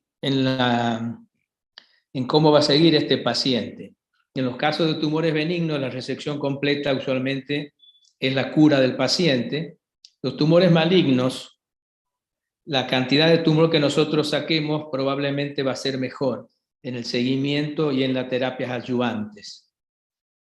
En adición, la cirugía también provee una cantidad suficiente de tejido al patólogo de toda la masa tumoral o gran parte de ella, y una cosa muy importante que resuelve la hidrocefalia, sin necesidad de que nosotros hagamos un tratamiento de la hidrocefalia antes de decidir un abordaje directo. Acá siempre me preguntan si hay que resolver la hidrocefalia antes, y yo siempre les digo, si el paciente llega un lunes y uno lo puede operar el martes o el miércoles, para mí no es necesario resolver la hidrocefalia, porque cuando uno remueva el tumor, se va a resolver la hidrocefalia. Ahora, si pasa como en algunos hospitales que tenemos en Latinoamérica, que por diversas razones no podemos operar al paciente dentro de un tiempo razonable, y a veces el paciente tiene que esperar una semana, 10 días, sí hay que resolver la hidrocefalia para preservar el cerebro en el caso de una hidrocefalia aguda. ¿Cuáles son los abordajes que tenemos a la región pineal? Bueno, varios. Nosotros usamos el infratentorial supracerebelar, que está entre el interhemisférico transtentorial, que es un excelente abordaje, transcalloso posterior, transcortical, generalmente parietal, o posterior subtemporal. ¿Cuáles son las ventajas del abordaje supracerebeloso infratentorial? Que el tumor está en el centro del abordaje, que toda la parte vascular está arriba, que la gravedad ayuda a la retracción cerebelosa y el sangrado efectivamente es muy poco debido a la gravedad. De esas ventajas es que si el tumor se extiende muy lateral o inferiormente, la factiva del cirujano, el riesgo de una embolia, que también estas cosas se pueden cubrir.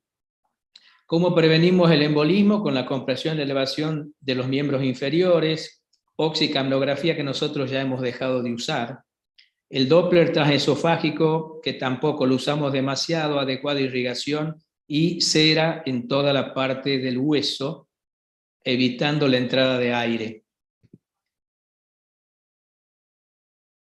La posición para el abordaje infratentorial supracerebeloso, nosotros usamos la posición sentada. La mesa de cirugía debe estar adecuada, es muy importante la posición de la cabeza. Y el paciente debe estar inclinado hacia adelante, flexionando lo máximo que se pueda sin comprimir las venas yugulares. También se puede operar en posición de cóncoro en 3/4 prono. Esta es la posición que usamos nosotros en cualquier edad, en bebés y en adultos. La posición de la cabeza acá es importante porque nosotros tenemos que ir hacia abajo, por ende tenemos que inclinar la cabeza para poder retraer adecuadamente la parte del vermis cerebeloso. La posición del cirujano es muy importante, pues es una cirugía que es muy cansadora para los brazos, por ende tienen que estar bien apoyados en un ángulo que nosotros podamos temblar lo menos posible, porque al ser tan profundo, generalmente el pulso tiene que estar adecuado y para eso necesitamos apoyo.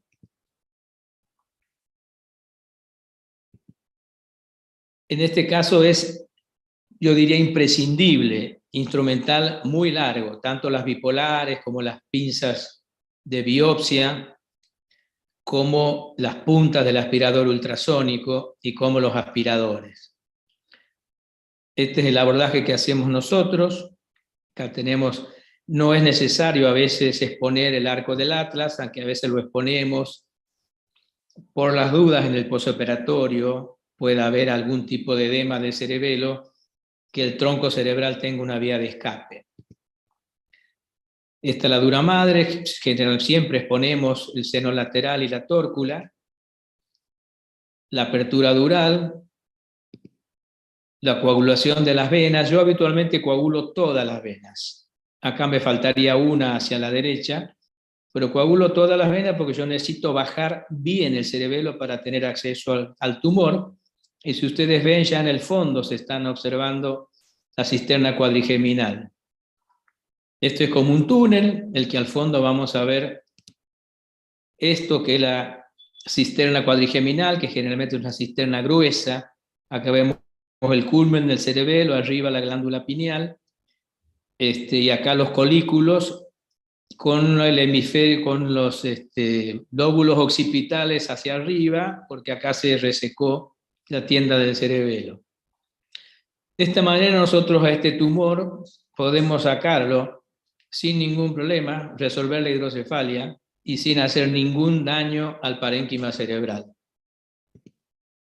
Este es el posoperatorio alejado y este es el paciente. Acá tenemos este caso. Esto es una nena. Cuando son mujeres generalmente son astrocitomas. Generalmente los tumores germinales se dan en varones adolescentes entre 12 y 20 años. Acá tenemos cómo hacemos el abordaje. Uy, ¿qué pasó? Tengo que correr. Oh.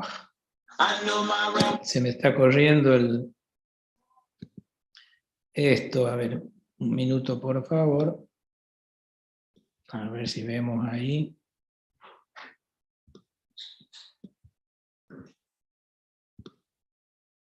Bueno, ahora para mostrar, esto es acá ya la parte de la microcirugía,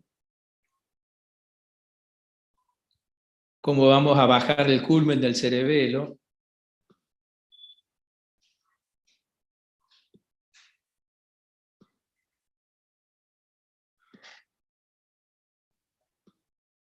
Acá ya se ve la cisterna cuadrigeminal, acá vemos la vena basal de Rosenthal del lado izquierdo,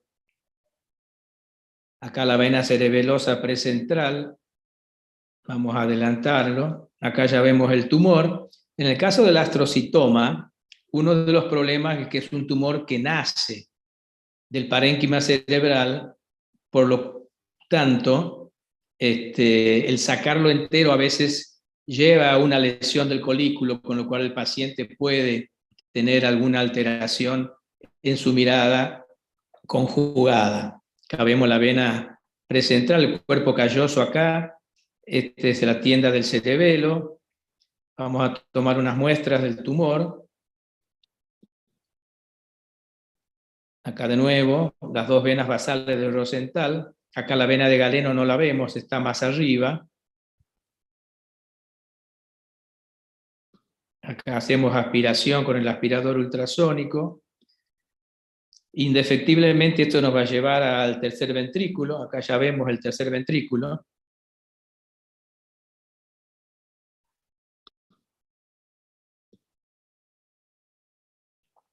Ahí vemos los fornix. Acá el plexo coroideo del tercer ventrículo. Y acá vemos que el tumor fue resecado completamente.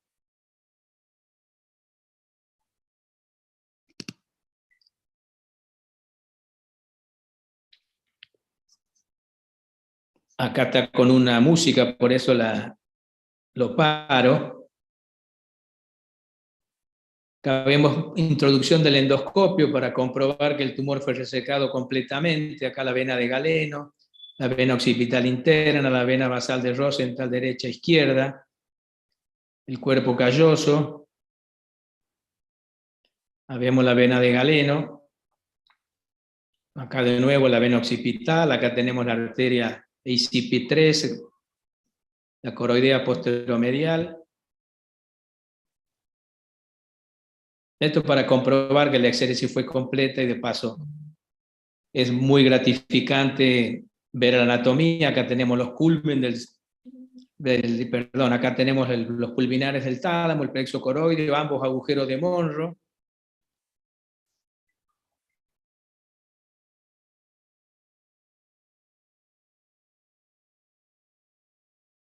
Este video es corto, ya termina. Este es el mismo paciente y evidentemente acá no tenemos nada de tumor.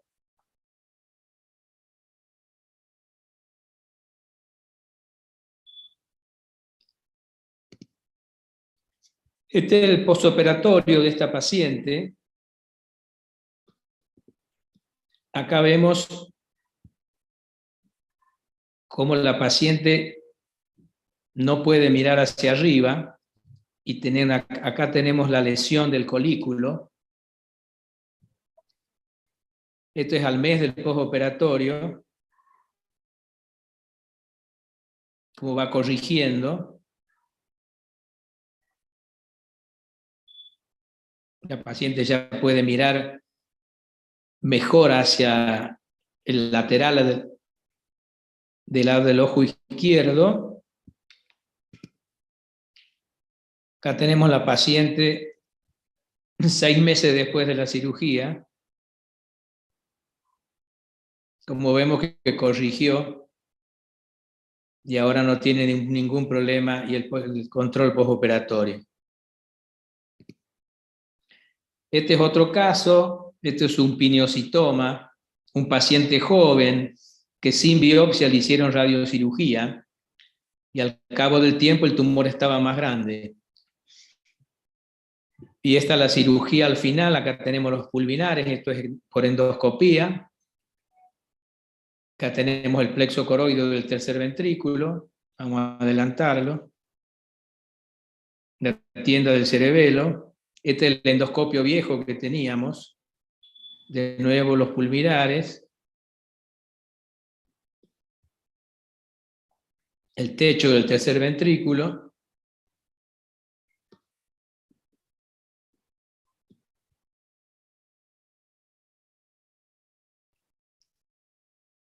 Y acá al final las venas basales y la vena de galeno. Este es el postoperatorio y este es el paciente. Acá vemos un cavernoma de la región cuadrigeminal en el colículo inferior.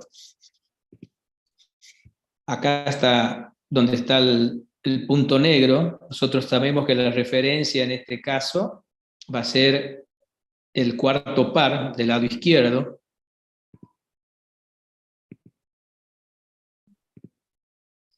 Acá tenemos la vía de abordaje que acá va a ser un poco lateral. Acá tenemos el cuarto par y el colículo inferior. Esta es la foto quirúrgica con el cavernoma. Y acá tenemos el control endoscópico que hacemos al final.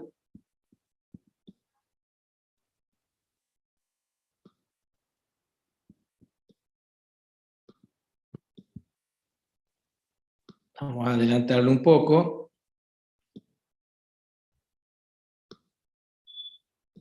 Acá vemos que se resecó todo el cavernoma y tenemos la referencia del cuarto par acá.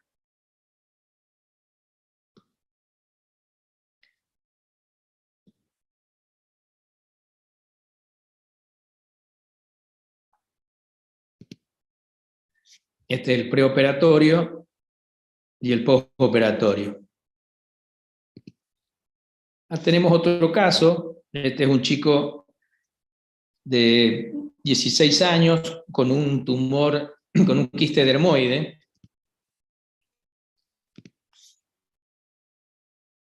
Acá vemos la cirugía rápidamente.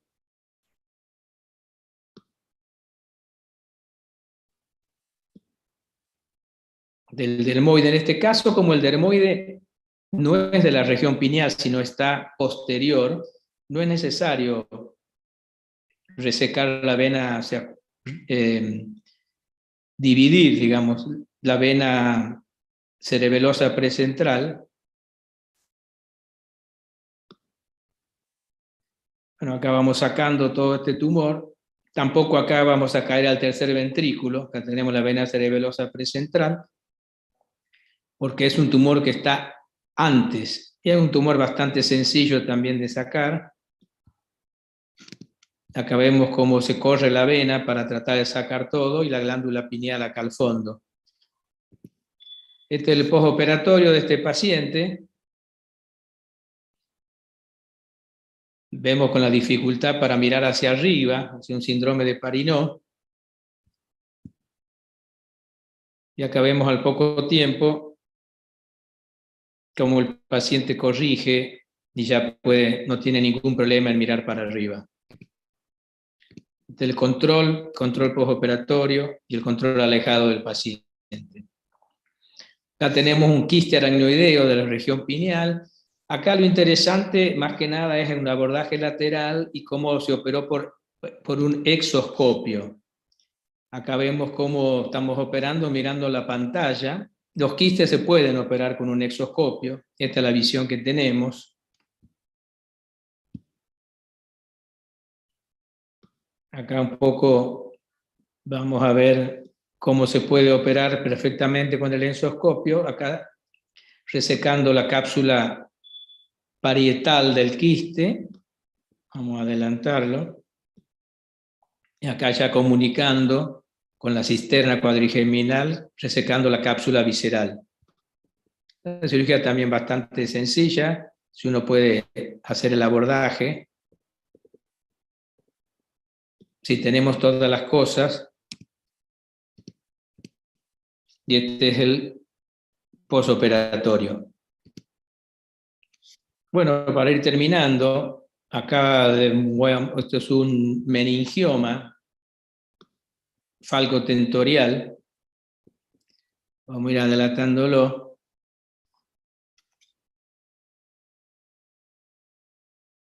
Que este también decidimos abordarlo por esta vía.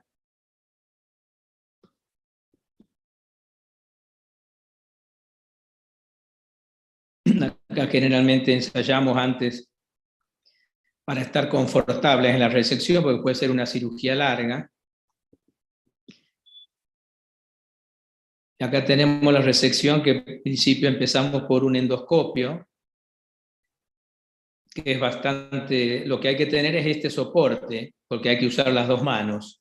Y de verdad es muy, muy lindo operar por endoscopía este tipo de tumores, ya que se baja mucho el cerebelo y se puede tener acceso. Y después pusimos el microscopio. Se podía haber operado toda la cirugía con endoscopio también, pero bueno, acá la resección del meningioma, como cualquier meningioma.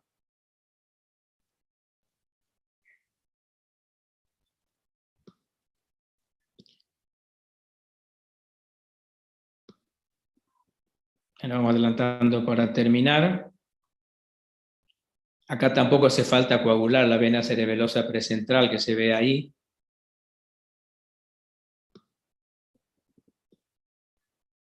Este es el final de la cirugía y ahí quedó tumor. Esta es la vena basal de Rosenthal, quedó un tumor pegado a la vena de Galeno porque nos parecía demasiado riesgoso.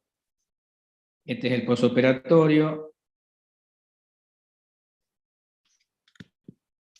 Acá vemos el preoperatorio y el postoperatorio a la derecha.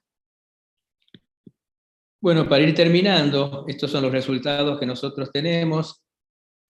un total de 127 tumores de la región pineal, vimos entre el 90 y el 22.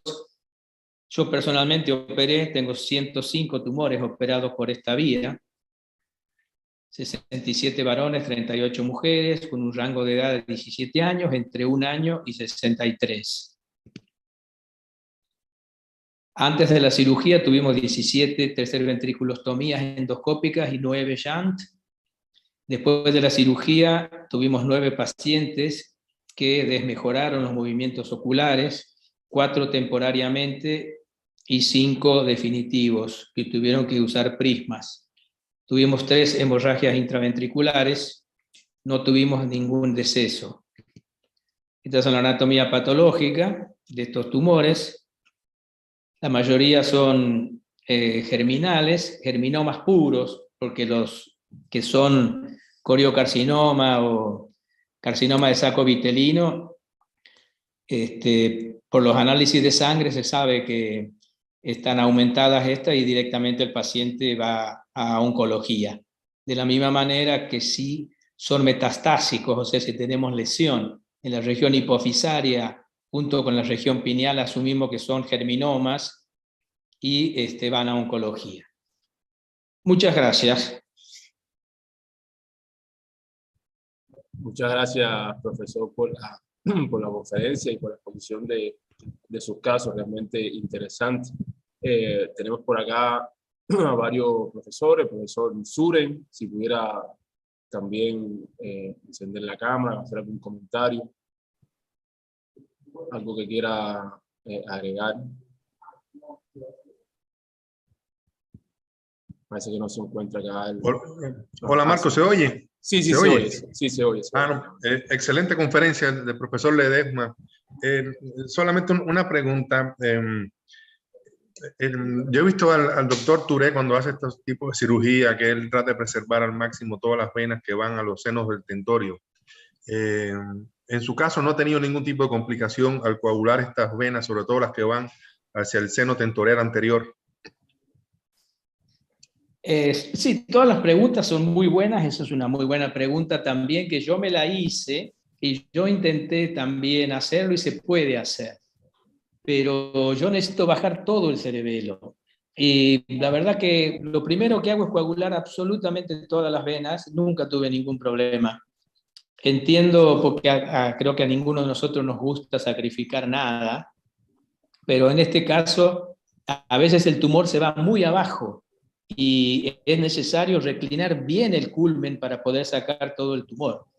Por eso yo personalmente, como la vía endoscópica la estamos haciendo hace poco, por ahí puede ser que con el endoscopio, con una lente de 20 o de 30 se pueda resecar sin bajar tanto el cerebelo. Pero sí, yo coagulo todas las venas en mis casos, pero creo que tratar de preservarlas obviamente también es algo que los neurocirujanos siempre tratamos de hacer. Muchas gracias, profesor, muchas gracias. No, por favor. Muchas gracias, doctor Suren, por la pregunta. Doctor Ledesma, una pregunta. En la técnica quirúrgica, ¿le ponen algún tipo de tracción al tentorio para levantar un poco más y que el espacio, el espacio referido para el abordaje, el espacio infratentorial, supracerebroso, sea mayor o lo hace diferente? No, directamente, en general, coagulando las venas se puede bajar perfectamente. Es muy importante la posición de la cabeza, porque una cosa que muchas veces pasa, uno tiende a seguir, digamos, la tienda hacia arriba, y lo más probable es que nos vamos a encontrar con la vena de galeno, y la cerebral es interna si uno va hacia arriba, uno tiene que ir abajo del culmen.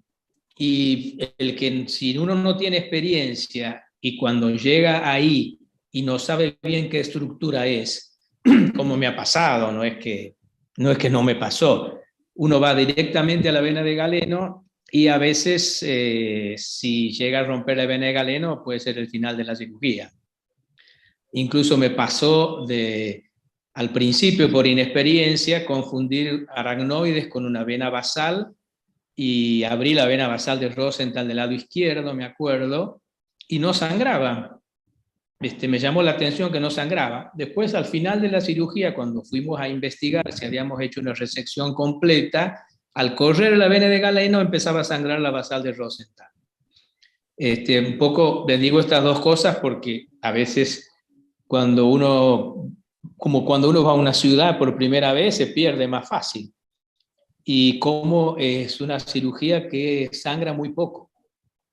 ¿Cómo resolver el problema de la vena? Pusimos Surgicel y la verdad que fue el primer caso que les mostré, que demoré 13 horas en operar a ese paciente y bueno, ahora en este momento lo estamos haciendo en 3 horas y media y incluso en el hospital ya hasta el jefe de residentes está operando este tipo de tumores cuando al principio cuando yo empecé era como un cuco meterse a operar un tumor de la región pineal. Muchas veces los mandaban a irradiar directamente, sin hacer nada. Y los que eran tumores germinales respondían muy bien a la radioterapia e incluso se curaban. Muchas gracias, profesor. Professor Goel, are you there? Any thoughts on the conference that Professor Ledesma just gave? Looks like Professor Goel is. Yeah, I don't is think not he's here. No, he's not here. Profesora Silvia, ¿algún comentario que quiera hacer sobre la conferencia del profesor Ledesma? ¿Se encuentra la profesora Silvia? Pues nada, profesora, agradecerle, profesor Ledesma, por la excelente conferencia, por enseñarnos su experiencia, que sabemos que los abordajes de la región pineal es uno de los abordajes más complejos y los que más retos supone la neurocirugía, y una vez más agradecido por la presencia acá con nosotros este domingo, y siempre está invitado al panel con nosotros. Es realmente un orgullo tenerlo para con nosotros. Muchas gracias. John, creo que ha sido hoy una jornada bien intensa, bien interesante. Excelente, Marco. Excelente jornada, la verdad, felicidades. Las dos conferencias son magistrales. Sí, es un clásico hoy. Entonces nos vemos. Gracias a todos. Muchas gracias a todos. Feliz domingo. Gracias, Feliz semana, amor. Feliz Saludos a todos. fin de semana. Un abrazo.